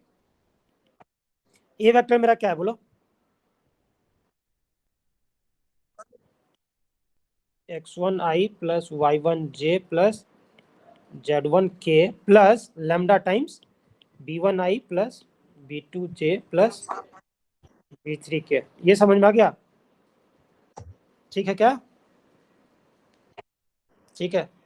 तो अब आप क्या कर सकते हैं, यहां से आई वाले को कंपोनेंट को बराबर कर लीजिए, तो x1 plus lambda times b1 चलेगा, ये आई आ जाएगा, प्लस y1, y1 बोलो y1 plus lambda times b2 जे है, plus z1 plus lambda times b3 is के, चलेगा। तो ये दोनों वेक्टर बराबर हैं, ठीक है, तो दोनों के कंपोनेंट को बराबर ले लेते हैं, चलेगा। इस पे भी बहुत बड़ी थ्योरी है, मैं इस पे टाइम देता हूँ कि क्यों एक्स की जगह ये बराबर होगा, क्यों, लेकिन अभी उसके लिए टाइम नहीं है दोस्त, ठीक है, ये तब है जब आप 11th में आते हैं। सो x इज x1 प्लस बोलो lambda times b1, so y will be what this, बोलो बोलो जल्दी बोलो, y1 plus z is z1 plus lambda times b, चलेगा, चलेगा राइट। तो x माइनस x1 कीजिए, x माइनस x1 क्या हो जाएगा बोलो, लेमडा b1 होगा, बाय b1 कर दीजिए तो लेमडा बचेगा, हाँ कि ना।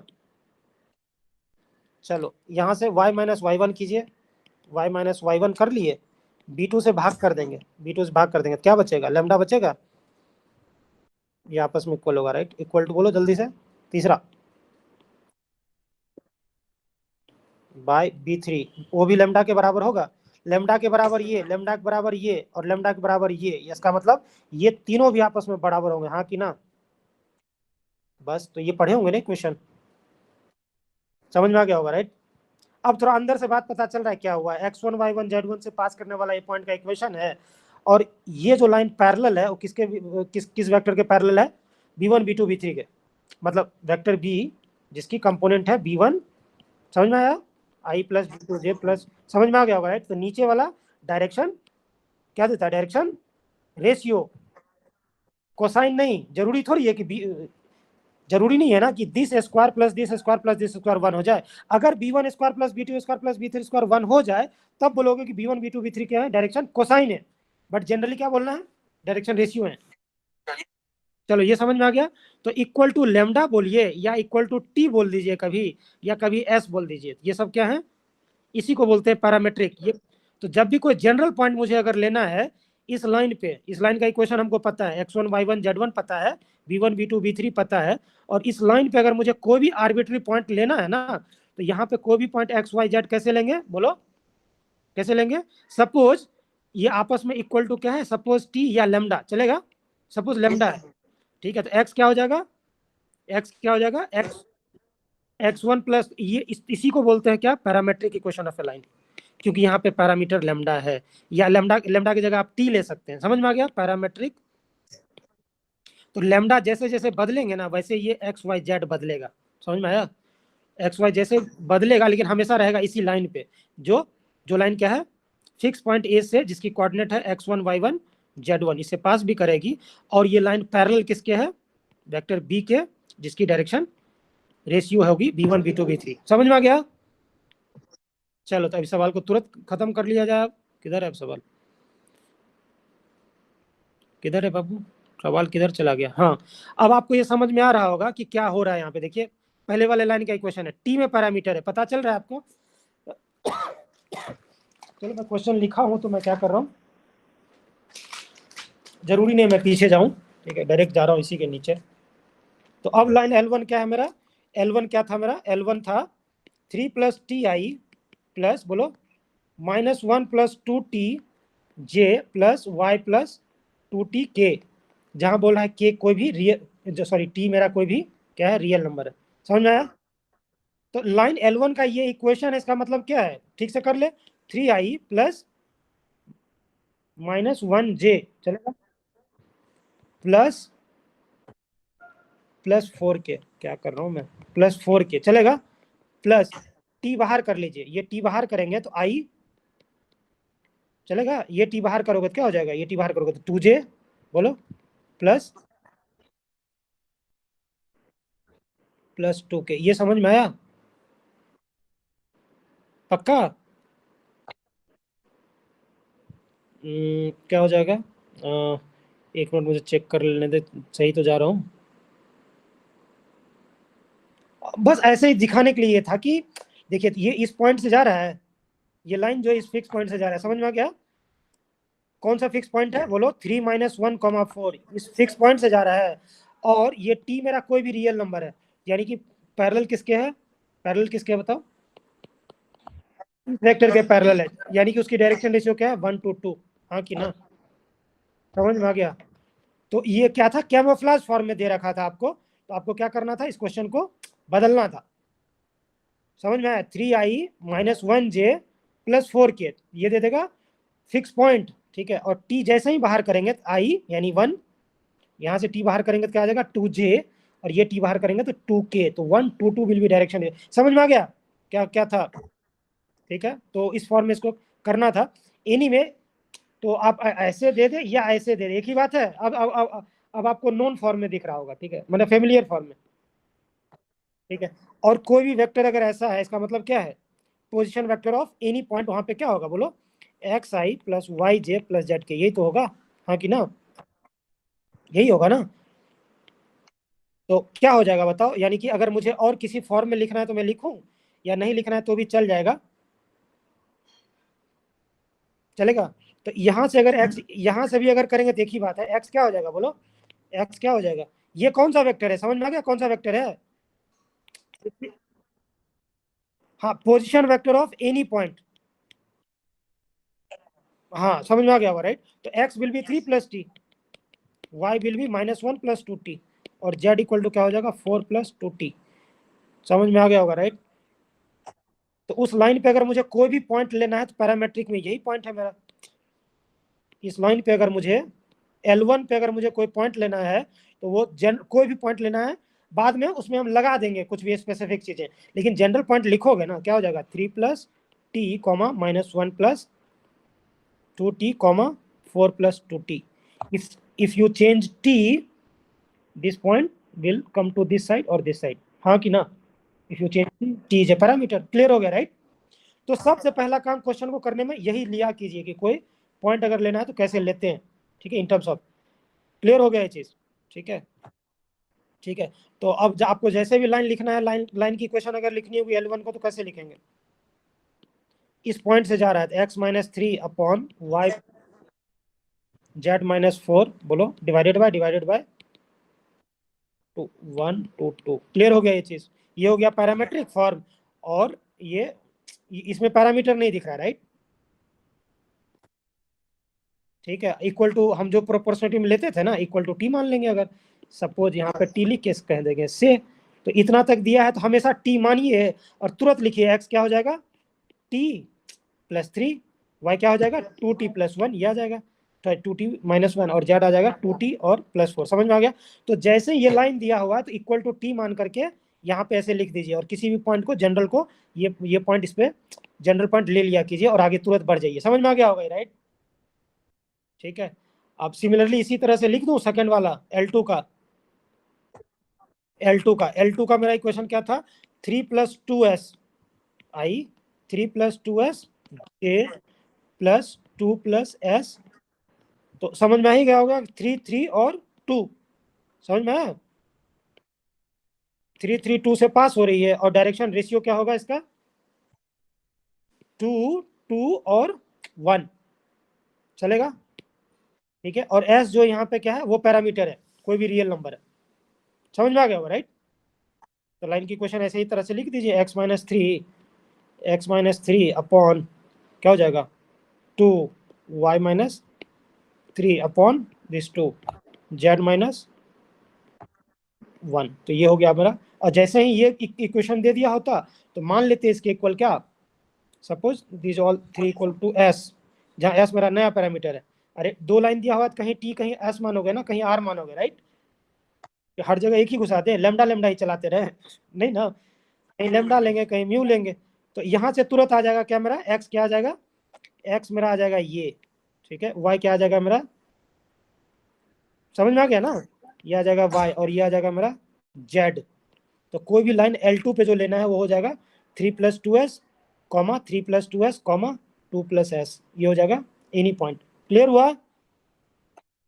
चलो, अब क्या निकालना है बताओ,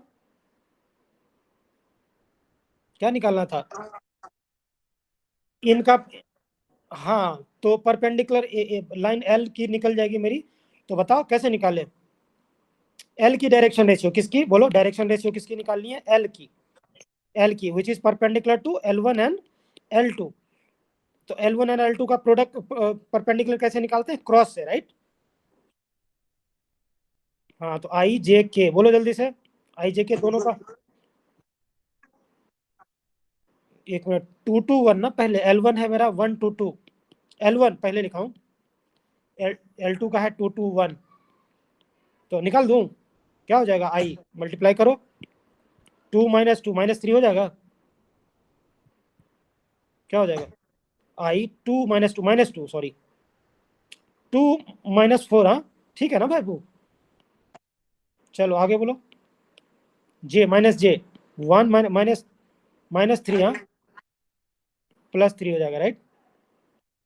प्लस के क्या देगा, 2 - 2 हो जाएगा -2। तो समझ में आ गया आपको कि ये दोनों लाइन के परपेंडिकुलर हो जा रहे हैं वो वेक्टर, ये वेक्टर हैं, या कह सकते हैं वो लाइन एल ही है राइट। लाइन एल का डायरेक्शन रेशियो क्या हो जाएगा बोलो, -2, 3, -2, हाँ कि ना। और लाइन ओरिजिन से गुजर रही थी मेरी, डायरेक्शन रेशियो मैंने निकाल रखी है, समझ में आ गया होगा। ठीक है, ठीक है, बताओ अब जरा सा लाइन का इक्वेशन। x - 0/-2 y - 0/3 चलेगा क्या, z - 0/-2।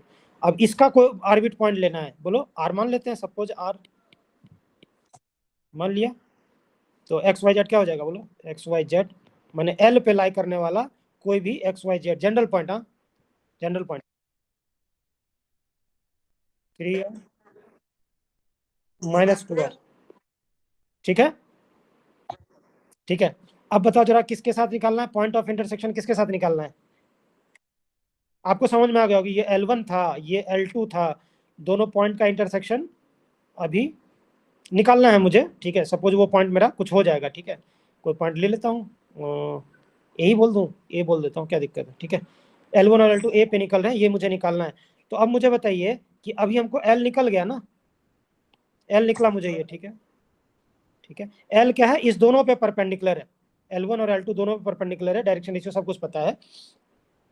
तो अब एल L1 को कहाँ पे इंटरसेक्ट करता है बताओ, एल L1 को कहाँ, अच्छा ये L1 L2 नहीं है, ये एल और L1 है, चलेगा, ये एल है, एल और ये L1 है, पहली वाली गलती। तो एल पे मैंने निकाल लिया ना कोई general point, L L L L पे जनरल पॉइंट ये मान लिया ना ये, ठीक है। This must satisfy L1 right, हाँ कि ना। तो ये जो अभी आपने निकाला ना, ये पॉइंट सेटिस्फाई करना चाहिए किसको, L1 पे भी तो है राइट। तो L1 का अभी तो इक्वेशन निकाले थे, कहाँ है L1, ये है, यहाँ है राइट। तो इसमें क्या है, इसको सेटिस्फाई कराओ, क्या हो जाएगा बोलो, क्या क्या था, -2r 3r -2r, ठीक है। तो सेटिस्फाई कराओगे तो क्या आएगा यहाँ पे, एक्स की जगह लिखो ना -2r, 3/1 should be what, 3r right, should be -2r/2, ठीक है। तो बताइए जरा सा, पहले से निकालिए, इन दोनों से निकालिए, क्या हो जाएगा, 2 से मल्टीप्लाई कर दो इधर, -4r, हाँ माइनस, अरे बाबू रुको तो, कुछ बताना पर्पज रहता है ना भाई चलो -4r और -6r, इधर से क्या आएगा 3r+1, इधर से क्या आएगा -7r, इधर से क्या आ जाएगा 7 राइट, आर क्या आ जाएगा -1 आया ना, ठीक है। इससे आया -1। अब इन दोनों को सॉल्व कीजिए, इन दोनों को सॉल्व कीजिए जरा सा, 2 से मल्टीप्लाई कीजिए, 6r+2 राइट, क्या हो जाएगा -4r, बोलो -4r -8, -4r इधर आ जाएगा 10r आएगा। अच्छा सॉरी, ये दो दो तो काट ही देते ना यार, सॉरी, दो दो तो ऐसे ही कट जाता, ठीक है ना, चलो कोई नहीं, अब आ गया तो 10 आएगा, उधर आएगा तो क्या आ जाएगा -10, आर कितना आएगा, ये -1 आया ना, पहले दोनों रिलेशन से क्या आया -1, दूसरे वाले रिलेशन से क्या आया -1। अगर ये दोनों से रिलेशन से सेम आंसर आएगा ना, तब आप बोलोगे कि ये दोनों लाइन इंटरसेक्ट करते भी हैं। अगर ये दोनों -1 नहीं देता ना, पहले दो और आखिरी के दो सेम आर जनरेट नहीं करेंगे ना, तो आप क्या बोलेंगे, ये दोनों लाइन नॉन कोप्लेनर है। समझ में आया, स्क्यू लाइन से, समझ में आया, पॉइंट नहीं निकालना था, कुछ और भी बताना था, इसलिए बोला समझ में आ गया। अगर ये दोनों डिस्टिंक्ट वैल्यू देंगे ना, तो आप बता देंगे कि ऐसा कोई पॉइंट एग्जिस्ट ही नहीं करता है। समझ में आया, हाँ। तो ठीक है, अगर आपको पहले ही पता चल जाएगा कि भाई फर्क क्या पड़ता है, वरना क्वेश्चन ही मीनिंगलेस हो जाएगा। तो आप जब इस सवाल को लगा रहे होंगे पेपर में, तो आराम से ये दो दो को काटिए और यहाँ से आर जनरेट कर दीजिए, ठीक है। जरूरी नहीं है कि इसका निकालूं, लेकिन मैं अगर आपको पढ़ा रहा हूँ तो मेरा फर्ज बनता है। समझ में आया आपको, ठीक है। चलो, थ्योरी पढ़ ली होते तो इतना जरूरत नहीं पड़ती, लेकिन अब थ्योरी नहीं पढ़े, चलो इस आर आर रख दो इसमें। आर की वैल्यू कितनी आई -1, पॉइंट पे रखिए जल्दी से, क्या निकल जाएगा, अरे 2 कॉमा आर की जगह -1 तो 2 -3 2। तो ये हो गया मेरा दोनों का क्या पॉइंट ऑफ इंटरसेक्शन। सपोज इस पॉइंट का नाम दे दीजिए बी अगर, ठीक है, तो ये पॉइंट मेरा निकल गया, चलेगा। चलो अब क्या करना है, अब क्वेश्चन में क्या था,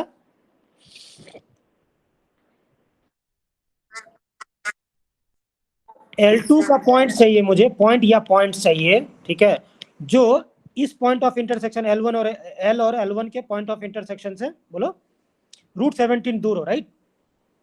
क्या करना होगा सोचिए जरा, इस पॉइंट से L2 के किसी भी पॉइंट का डिस्टेंस होना चाहिए कितना, √17, यही ना। जनरल पॉइंट ले लीजिए, तो L2 का लिखे थे हम लोग कहीं पे, क्वेश्चन में ही गिवन है 3 + 2s और क्या बोलो 2 + s, जहां s क्या है, कोई भी रियल नंबर है, तो ये वही मतलब हो गया, x ये है, y ये है ना। लाइन में आई जे के लिखा है, इसका मतलब क्या है, तो xi + yj + z की है, राइट। तो यही तो है इसका, तो एनी पॉइंट क्या हो जाएगा, L2 का ये हो जाएगा। अब इसकी इससे जो डिस्टेंस है ना वो √17 होनी चाहिए, निकाल दो, डिस्टेंस फॉर्मूला लगाइए जल्दी से, क्या करूं, माइनस करना, माइनस कर, दिस माइनस दिस कर, एनी जनरल पॉइंट जो आप ले रहे थे ना, जो रिक्वायर्ड पॉइंट्स निकलेगा, सपोज उसका नाम दे दीजिए क्या, पी दे दीजिए, ये पी है। सो हमको कह रहा है कि पीवी √17 होना चाहिए, यानी पीवी स्क्वायर क्या कितना होना चाहिए, 17, ठीक है। अब पीवी स्क्वायर लगाइए, x - x1 लगाओ, तो इसमें से इसको करो माइनस, 1 + 2s बस का स्क्वायर प्लस, क्या माइनस कर रहे थे ना, 6 + 2s का स्क्वायर प्लस 2 + s - 2, तो केवल s का square, should be how much, 17। This is quadratic in s, चलेगा, डायरेक्ट लिख दूं आंसर, 9s² + 28s + 20 = 0। ये 17 उधर लेके जाना भूलना मत, इधर आएगा, ये 6 का स्क्वायर आएगा ना, 36, 36 और 1 37, 17 उधर जाएगा, तो ये समझ में आ गया होगा, राइट। ब्रेक कर लीजिए इसको, ब्रेक हो जाएगा आपका क्या, 18s और 10s में, होता है ना ब्रेक करना, या तो क्वाड्रेटिक फॉर्मूला लगा दिया -b प्लस, लेकिन 28 का स्क्वायर करने में टाइम लगेगा ना बाबू, कितना है 180, ब्रेक कर लेंगे, राइट। इन दोनों का प्रोडक्ट कितना है 180, 28 को ब्रेक कीजिए ऐसे में कि 180 प्रोडक्ट दे दे, समझ में आ गया होगा, राइट। ठीक है, तो यहाँ से एस की दो वैल्यू आ जाएगी -2 और एस की वैल्यू आ गई -10/9, चलेगा, क्वाड्रेटिक था ना, एस की दो वैल्यू आ गई, समझ में आ गया। दोनों वैल्यू का नाम दे दीजिए, -2 जब इस एस में नाम दे दीजिए ना, अब एस की जगह यही तो एस निकालना था, एस दे देंगे तब वो जनरल पॉइंट क्या हो जाएगा, स्पेसिफिक पॉइंट हो जाएगा, जो मेरी रिक्वायर्ड कंडीशन दे देगा। तो -2 यहाँ पे रख दीजिए, तो -2 रखेंगे यहाँ क्या हो जाएगा, -4, पहला पॉइंट क्या दे देगा, -1, ठीक है, रख दे। अब छोड़ रहा हूँ, -1 -1, 0, ठीक है, ये ऑप्शन बी है तो करेक्ट हो गया।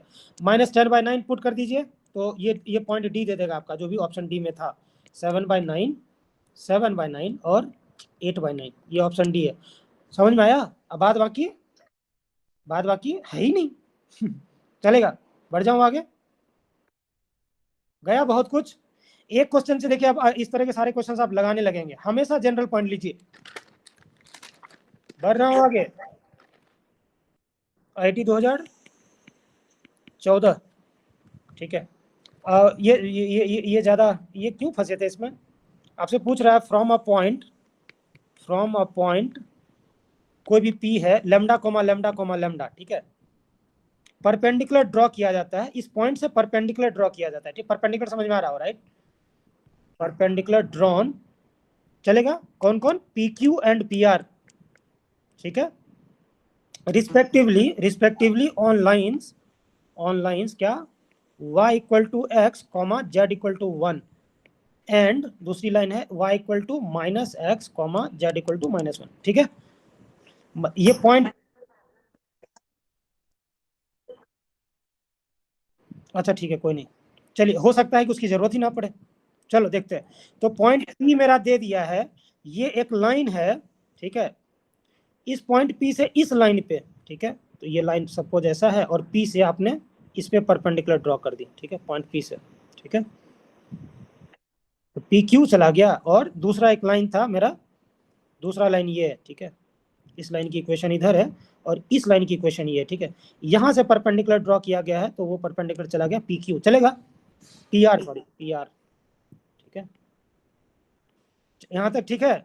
दो लाइन दे दिया यार, ये दो लाइन का इक्वेशन दिया है, पी बोल रहा है लैम्डा कोमा लैम्डा है, और पी क्यू और पी आर परपेंडिकुलर ड्रॉ कर दिए हैं, और बोल रहा है ये भी एंगल अगर 90 डिग्री है, ठीक है, तो क्या पूछ रहा है, angle angle Q P R बोल रहा है 90 डिग्री है, राइट एंगल पे है, क्या करना है, find possible values of lambda, यही ना, पॉसिबल वैल्यूज ऑफ लैम्डा।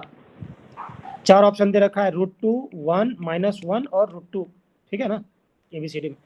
चलिए तो शुरुआत कैसे करें, कैसे करें शुरुआत। देखिए दोनों लाइन की खासियत क्या है, ये लाइन क्या कह रहा है, क्या कह रहा है, लाइन को समझो, लाइन क्या कह रहा है। सपोज ये मेरा स्पेस है, तो z=1 समझते हैं क्या होता है, ये सपोज समझ में आ रहा है बाबू क्या, सपोज ये x है, सॉरी ये x है, ये y है और ये z है सपोज, ठीक है। तो एक्स वाई प्लेन नीचे जो है तो वो z=0 नहीं है, z=0 क्या रिप्रेजेंट करता है, एक्स वाई प्लेन, चलेगा, ठीक है। तो अब z=1 क्या है, यहाँ z=1 है, तो भैया यहाँ पे एक प्लेन नहीं जा रही है, z=1, समझ में आ गया। एक्स वाई प्लेन अगर आपका अभी फ्लोर है, तो इस फ्लोर से एक यूनिट ऊपर जाकर के एक प्लेन इमेजिन कर ले, समझ में आया। तो z=1 एक प्लेन है, समझ में आया, और उस प्लेन में y=x एक वेक्टर है, चल समझ में आ गया। तो जो आप i j के यहाँ ले रहे थे ना, अब समझिए i और j आपका, सॉरी i इधर और j इधर है, ठीक है, और y=x 45 डिग्री पे चला नहीं जाएगा वेक्टर, अरे जैसे ये 45 वेक्टर डिग्री पे जाते थे ना, एक्स वाई 45 पे कौन सा वेक्टर होता था, i + j जाता था इधर, और x और y बराबर करना, तो 45 पे नहीं जाएगा, तो i + j वेक्टर नहीं हो गया।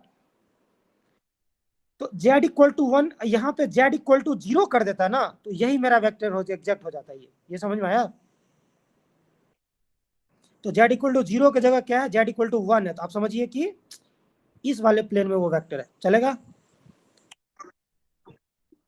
क्लियर हुआ ना, बात समझ में आई, समझा। दूसरा बताइए, दूसरा क्या है, y=-x और z=-1, अब वही z=-1 मतलब एक यूनिट नीचे चले जाकर के एक प्लेन इमेजिन कर लीजिए, और y=-x, तो आपको पता ही होता है ये इस तरह से लाइन नहीं जाती है y=-x में, तो बस यही है, तो इसको कैसे लिखते हैं, i-j, समझ में आया।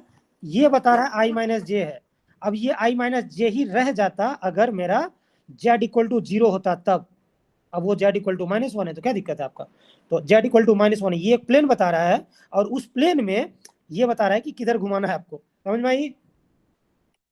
बस इतना ही समझना था, और ज्यादा कुछ समझना था नहीं इस क्वेश्चन में, ठीक है। अब बढ़ जाऊं सवाल को, तो p का कोऑर्डिनेट दे रखा है लैम्डा कोमा लैम्डा, लैम्डा की वैल्यू निकालनी है, लैम्डा है lambda comma lambda lambda, q को क्या लिखूं बताओ, q को क्या लिखूं,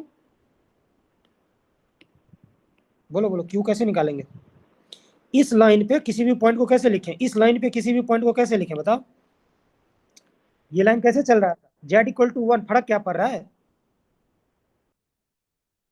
तो इस पे कोई भी पॉइंट लेंगे तो कैसे होगा, वही तो मैं पूछ रहा हूँ, बताओ कैसे होगा, राइट एनी वेक्टर और any point on this line, ठीक है, बताओ, z=1 ये डायरेक्शन पे जाएगा, बस इतना ही तो है, तो इस कैसे जाएगा भाई, ये बताएगा i + j, देखो i + j, बोलो बोलो, प्लस क्या,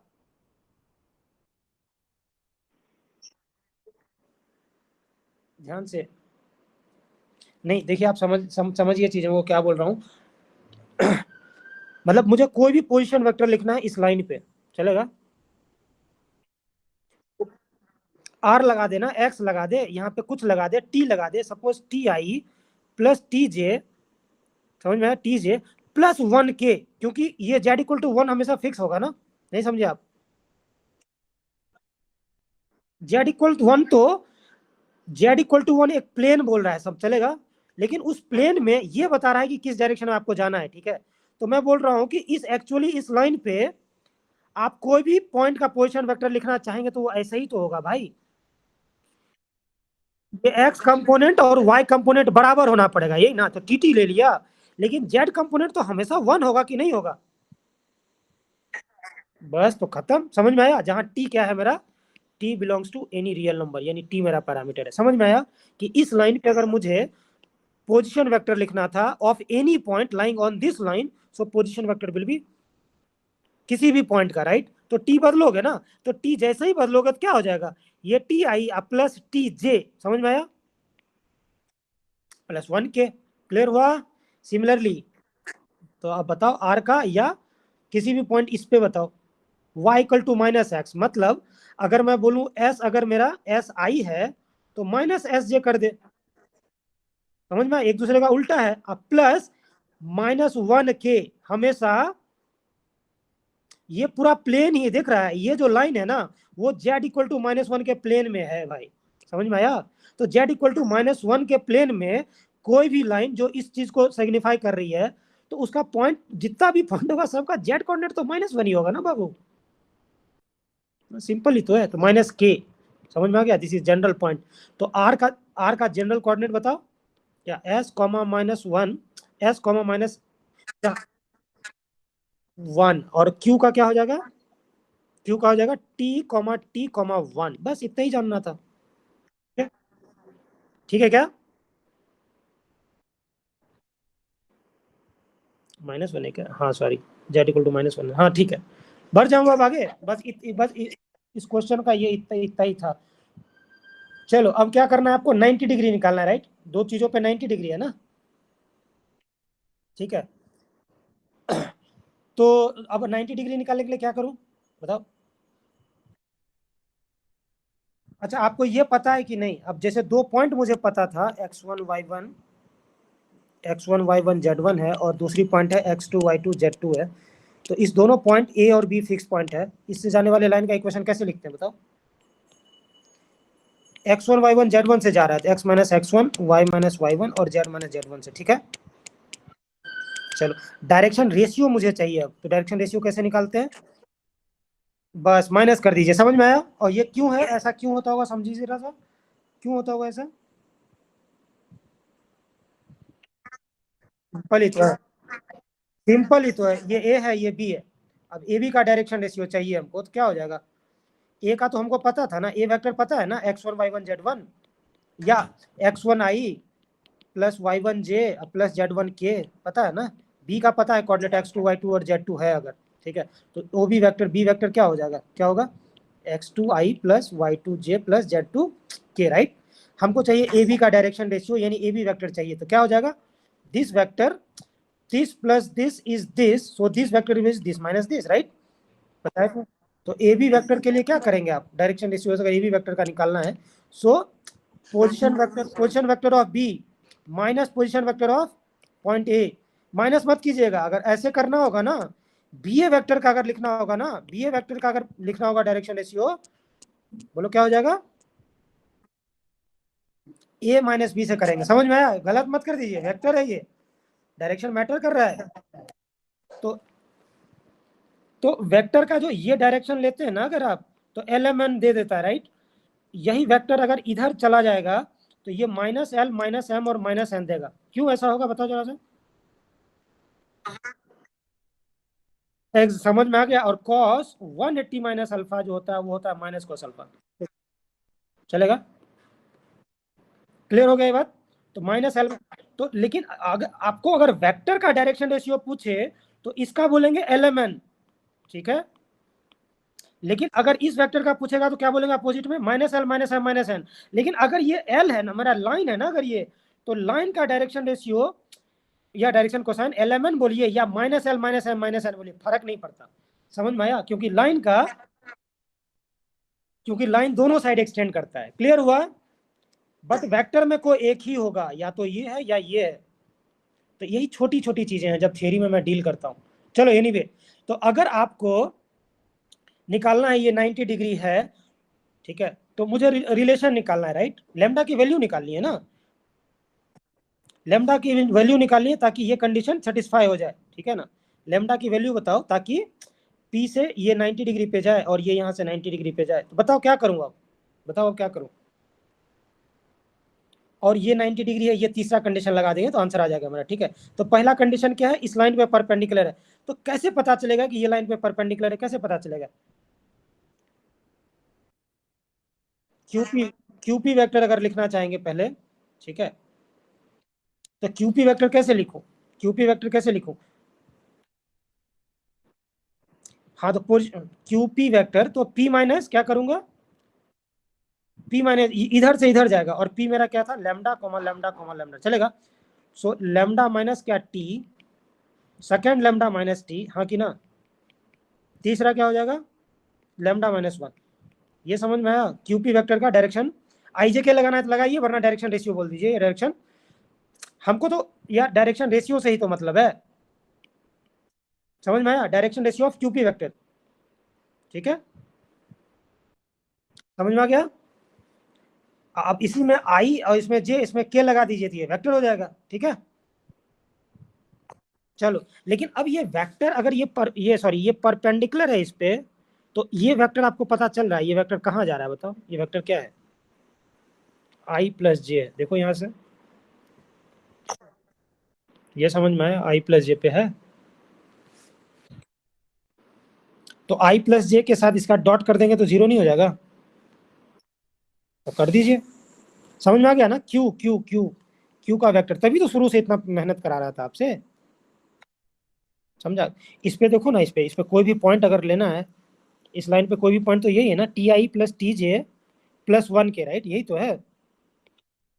वन के तो हमेशा फिक्स है, वन हमेशा फिक्स है, तो वो प्लेन में मतलब जेड इक्वल टू वन के प्लेन में है, ठीक है। बट डायरेक्शन क्या है, टी आई प्लस टी जे, समझ में आया, नहीं समझे, ये जो एक्स वाई प्लेन में ये जो ये है डायरेक्शन आई प्लस जे, यही है ना डायरेक्शन, वही डायरेक्शन यहाँ आ गया हमारा जेड इक्वल टू वन पे, डायरेक्शन तो आई प्लस जे का ही है, ठीक है।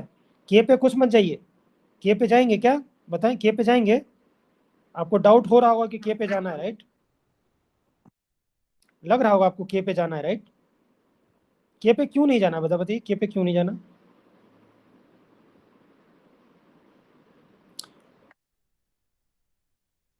इसी डायरेक्शन में जाइएगा ना आप, इसी डायरेक्शन पे तो जाइएगा, और इस डायरेक्शन में जाइएगा, तो आप बताइए मुझे, ये इसी डायरेक्शन में जा रहा है, इससे आप 45 बना रहे होंगे, इससे 45 बना रहे होंगे, लेकिन इससे तो आप 90 डिग्री बना रहे होंगे ना, हमेशा, समझ में आया। अरे जेड इक्वल टू वन में कोई भी लाइन चला जाए, जेड इक्वल टू जीरो में, यानी कि आप मैं जिस प्लेन में लिख रहा हूं अभी, ये मेरा ये जो आईपैड वाला जो मेरा प्लेन है, इस प्लेन में क्या है, मेरा जेड इक्वल टू जीरो है, राइट, इस प्लेन में, आईपैड में, ठीक है। अब इस प्लेन में मेरा कोई भी वेक्टर अगर लेंगे तो क्या फर्क पड़ेगा यार, वो जेड एक्सिस से तो हमेशा 90 बनाएगा ना। तो any any line in X Y plane will always make what 90 degree with x axis. So gamma always will be 90. That means n equal to direction ratio में, डायरेक्शन कोसाइन में बोल रहा हूँ, cos 90 will be 0, राइट। तो k का component हमेशा plus zero के, ये समझ में आया, तो मत लिखो उसको, समझा। और वही चीज क्या हो रहा है, आप जेड इक्वल टू जीरो की जगह क्या हो गया, जेड इक्वल टू वन में चला गया। तो जेड इक्वल टू वन के प्लेन में कोई भी लाइन लिखिएगा आप जेड इक्वल टू वन में, तो जेड एक्सिस से तो 90 डिग्री पे ही रहेगा ना वो, समझ में आ गया होगा, राइट, ठीक है। अब वाई इक्वल टू एक्स ये और बता रहा है कि ये आई प्लस जे जैसा करना बाबू, यानी कि टी आई प्लस टी जे, मतलब उसी में आगे पीछे घुमाना, टी आई प्लस टी जे हमेशा डायरेक्शन बता देगा, समझ में आया, और टी टी बराबर इसका मतलब 45 पे जा रहा है, गया दिमाग में अब। तो चलो पी क्यू का डायरेक्शन तो क्या हो जाएगा, इसका पी का था लेमडा लेमडा लेमडा, और क्यू का है टी टी टी वन। तो डायरेक्शन रेशियो जैसे ही लिखना है तो एक में किसी को माइनस कर दीजिए, तो एरो अगर इधर जा रहा लिख रहा हूँ पी के तरफ, तो लेमडा माइनस टी, समझ में आ गया क्या हो जाएगा, ठीक है। तो लेमडा माइनस टी ये एरो पे लिख सकते हैं, lambda minus T comma lambda minus T comma lambda minus one, ठीक है। अब ये डायरेक्शन रेशियो और इधर का डायरेक्शन रेशियो अभी अभी हमको पता चला है क्या, वन वन और जीरो है, राइट, वन वन और जीरो है। तो दोनों का क्या करें, परपेंडिकुलर है, दोनों का डॉट प्रोडक्ट जीरो कर दे, तो lambda minus T into one plus lambda minus T into one plus lambda minus one into zero, समझ में आया, शुड बी जीरो, हाँ। गया रे बाबू। तो क्या हो जाएगा, lambda minus T into one plus lambda minus T into one plus lambda minus one into zero. Zero should be zero. ठीक है, चलो बताओ क्या करूं आंसर में।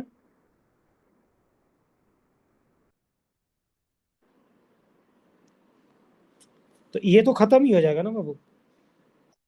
समझ में आया, ये तो खत्म हो जाएगा ना। तो यहाँ से क्या हो जाएगा, लेमडा माइनस टी, यानी कि लेमडा इक्वल टू टी हो जाएगा। समझ में आया।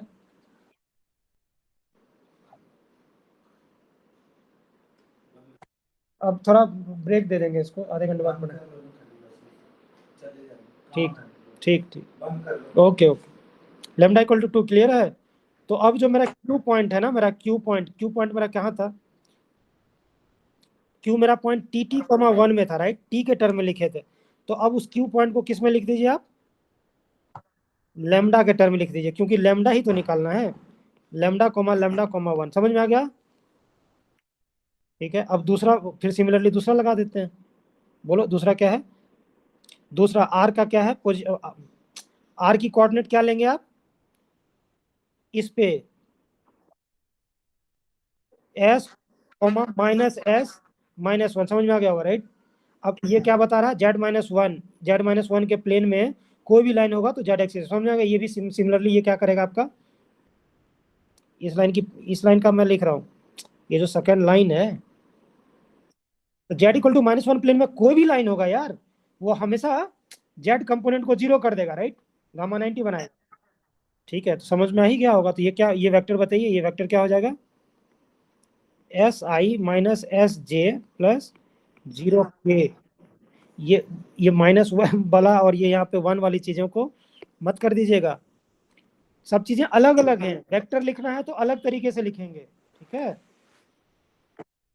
ये तो बता रहे हैं पोजीशन, ये बता रहे हैं पोजीशन या कोऑर्डिनेट बता रहे हैं कि इस लाइन पे लाई करने वाला किसी भी पॉइंट का कोऑर्डिनेट क्या होगा, टी कॉमा वन।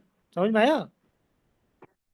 वेक्टर में अगर जाएगा तो वेक्टर को तो जीरो करना पड़ेगा ना, इसमें भी जेड कंपोनेंट जीरो होगा, इसमें भी जेड कंपोनेंट जीरो होगा। समझ में आ गया, माइनस वन और वन का क्रिटिकल। अब ये सब बच्चा पहले से पढ़ा नहीं रहेगा, क्वेश्चन या तो लगाएगा नहीं, और लगाएगा तो क्या करेगा, छोड़ देगा। चलो, कहाँ है अब कितना गलत करने के उसके साथ। अब जिसको पता है थ्योरी, वो बड़े प्यार से बढ़ जाएगा, हाँ कि ना। तो चलिए अब ये बताइए मुझे कि क्या करूं, इसका पोजिशन। अरे ये 90 डिग्री है, तो पी का कोऑर्डिनेट पता है बोलो, और आर का कोऑर्डिनेट पता है, तो डायरेक्शन रेशियो पी आर का पता है, राइट। तो पी आर का डायरेक्शन रेशियो और इस वेक्टर के साथ, राइट, कौन सा वेक्टर है इधर, जीरो। समझ में आ गया होगा, राइट। तो ये डायरेक्शन है मेरा one comma zero, sorry one comma minus one. ठीक है, अब इसका डायरेक्शन रेशियो पता है, और ये इसका इस दोनों पॉइंट का पता है, तो दोनों पॉइंट का डायरेक्शन रेशियो नहीं पता है, पॉइंट को मिलाने वाले लाइन का डायरेक्शन रेशियो। ठीक है, तो लेमडा लेमडा लेमडा और एस माइनस वन, बताओ क्या होगा, डायरेक्शन रेशियो ऑफ किसका, पॉइंट पी एस। ठीक है, P R, sorry P R. तो एस माइनस लेमडा कर रहा हूं, तो आर पी लिखो कि पी आर लिखो, किसी से किसी को क्या फर्क पड़ता है वैल्यू। लेमडा, हाँ मतलब पी बाद में, पी पहले होना चाहिए होगा, राइट। चलो, तो direction ratio of P R vector, तो आर वेक्टर जो कि एस था, S minus lambda comma minus S comma lambda comma बोलो माइनस वन माइनस लेमडा, हाँ कि ना। आई जी के लगा देंगे तो वेक्टर हो जाएगा, और डायरेक्शन रेशियो लिखा हो तो आई जी के छोड़ दिया, ठीक है। वेक्टर ट्रिपलेट में, और ये परपेंडिकुलर है किसके, one comma minus one comma zero के। समझ में आया। This is direction ratio of what, line two, question में जो गिवन था। ठीक है, y equal to minus X and Z equal to minus one, ये अपने आप में लाइन बता रहा है। ठीक है, तो उसकी डायरेक्शन बताओ क्या होगा, दोनों परपेंडिकुलर है, one into S minus lambda into one, हटा रहा हूँ, माइनस वन इंटू दिस, तो प्लस एस प्लस लेमडा, ठीक है, plus this into zero is zero, is should be zero. क्या हो जाएगा, लेमडा लेमडा घट गया, मतलब two S equal to zero, यानी कि एस क्या होना चाहिए, जीरो। ठीक है, एस जीरो हो गया, इसका मतलब क्या हो जाएगा, आर की कोऑर्डिनेट बताओ, आर की कोऑर्डिनेट बताओ, आर का कोऑर्डिनेट क्या था, एस -1, ये था ना। अब क्या हो जाएगा, आर की कोऑर्डिनेट हो जाएगी 0, 0, तो आर की कोऑर्डिनेट पता चल गई हमको। और और क्या, क्यू का भी कोऑर्डिनेट तो पता ही था, मतलब जो टी टी 1 लिए थे वो भी क्या निकला था, लेमडा इक्वल टू 2 निकला था ना अभी। तो क्यू की कोऑर्डिनेट हमको पता है और आर की कोऑर्डिनेट हमको पता है। अब बताओ क्या करना है, क्या करना है।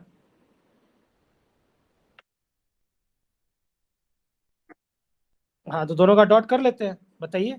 तो पी क्यू वेक्टर और पी आर वेक्टर पता है ना अभी अभी। किधर है पी क्यू और पी आर, अभी अभी तो निकाले थे। पी क्यू वेक्टर बताओ, मतलब थोड़ा रिफाइन कर लेते हैं चीजों को। पी ये गया था एल पे, ये गया इधर से आर पे। पी की कोऑर्डिनेट दे रखा था लेमडा, आर की S, निकाले थे, लेकिन कंडीशन जैसे कि इस पे 90 डिग्री था तो हमको निकल गया कि एस की वैल्यू 0 होनी चाहिए। समझ में आ गया होगा राइट। यहाँ पे क्यू क्या लिए थे, T, 1 की कंटेक्स में लिए थे। इसमें ये 90 होते, हमको आ गया था कि टी की वैल्यू होनी चाहिए लेमडा। तो क्या कर दिया, लेमडा, 1 चलेगा। जितनी चीजें नोन हो गई उसका उसके बारे में लिख दिया। अब बोल रहा हूँ कि ये 90 डिग्री है, तई तो बोल रहा है ये 90 डिग्री है। तो this vector dot this vector, अब क्या करूँ बताओ इसका डायरेक्ट वेक्टर बताओ। ये वेक्टर डायरेक्शन रेशियो, वेक्टर में आई जे के में मत लिखा कर, क्योंकि डॉट प्रोडक्ट तो यही कर सकते हैं ना, डायरेक्शन रेशियो ले देते हैं। ठीक है तो बताओ, lambda minus lambda 0, 1 minus lambda, ठीक है। और लेमडा -1 अगर कर देते, अगर मैं एरो उधर लिखा होता तो राइट। चलो एरो इधर लिखा हो तो इसमें से इसको 0 माइनस लेमडा, या ऐसे कर ले, क्या दिक्कत है। ठीक है, एरो इधर कर, लेमडा -0 लेमडा, माइनस साइन से बचना चाह रहा था। लेमडा -0 लेमडा और लेमडा +1, यही ना। ठीक है क्या, दोनों 90 डिग्री पे हैं तो क्या होगा, इस एरो और इस एरो का डॉट प्रोडक्ट 0, तो 0 इंटू पहला बोलो, 0 इंटू लेमडा प्लस 0 इंटू दूसरा लेमडा, अब plus 1 minus lambda into lambda +1 should be how much, 0। हाँ कि ना, खत्म। एग्जाम में ये सब तो नहीं लिखोगे। ये बताओ यहाँ पे क्या करूँ। ठीक है बताओ यहाँ पे क्या करूँ।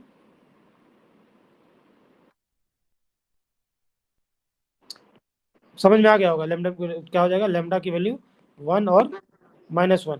ठीक है, तो ऑप्शन में देखिए अगर जा करके, ऑप्शन में था √2 -√2, 1 और -1, तो इन दोनों पे डिबेट भी है। ठीक है, डिबेट क्या करें, वन वन करेक्ट आंसर ले लीजिए इसमें,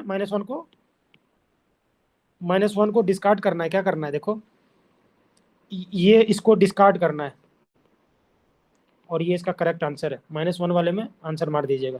ठीक है, अब बोलोगे 1 का है डिस्कार्ड कर रहे राइट, 1 लेमडा अगर 1 है तो पी की कोऑर्डिनेट कितनी होगी बोलो, 1 1 1। क्यू की कोऑर्डिनेट कितनी होगी, यानी कि पी क्या करेगा बोलो, पी ओवरलैप करेगा क्यू पे, पी ओवरलैप करेगा क्यू पे। तो ये दोनों इस ऐसे केस को बोलते हैं डीजेनरेट। हाँ, मतलब इस वेक्टर पे ये वेक्टर जो परपेंडिकुलर हो रहा था, और ये वेक्टर बनेगा नहीं ना, क्यू ओवरलैप कर जाएगा पी के साथ, समझ में आया। तो डीजेनरेसी बन जा रही है। ठीक है, हालांकि हालांकि हायर मैथमेटिक्स पढ़ेंगे तो आपको, क्योंकि यानी दो वेक्टर अगर ऑर्थोगोनल है ना, तो जरूरी नहीं है कि ये वेक्टर को 90 डिग्री नॉन जीरो ही होना पड़ेगा, जरूरी नहीं है। समझ में आया। तो इस पे अगर कोई जीरो वेक्टर यहाँ पे है तो उसको भी ऑर्थोगोनल वेक्टर कह सकते हैं। ठीक है, तो इस तरह की चीज़ों को आईआईटी एडवांस को थोड़ा सा क्या बोलना चाहिए, ध्यान रखना चाहिए चीज़ों को, क्योंकि अगर कोई लैंग्वेज की वजह वजह से, मतलब ऐसा नहीं होना चाहिए, ऑर्थोगोनल वेक्टर में जीरो वेक्टर को इंक्लूड किया जाता है, समझे बात। ठीक है, तो अब उस बेसिस से बच्चा, लेकिन तुमको समझ में आ रहा होगा कि कभी कभी बेटर सेंस क्यों वैसा रिस्क लेना। ठीक है, समझ में आ गया। तो यार 3:18 मुझे निकलना पड़ेगा। कितना क्वेश्चन और बचा हुआ है, 2015 सब आसान ही क्वेश्चन है। अब थोड़ा सा एक सेशन और लूँ रात तक।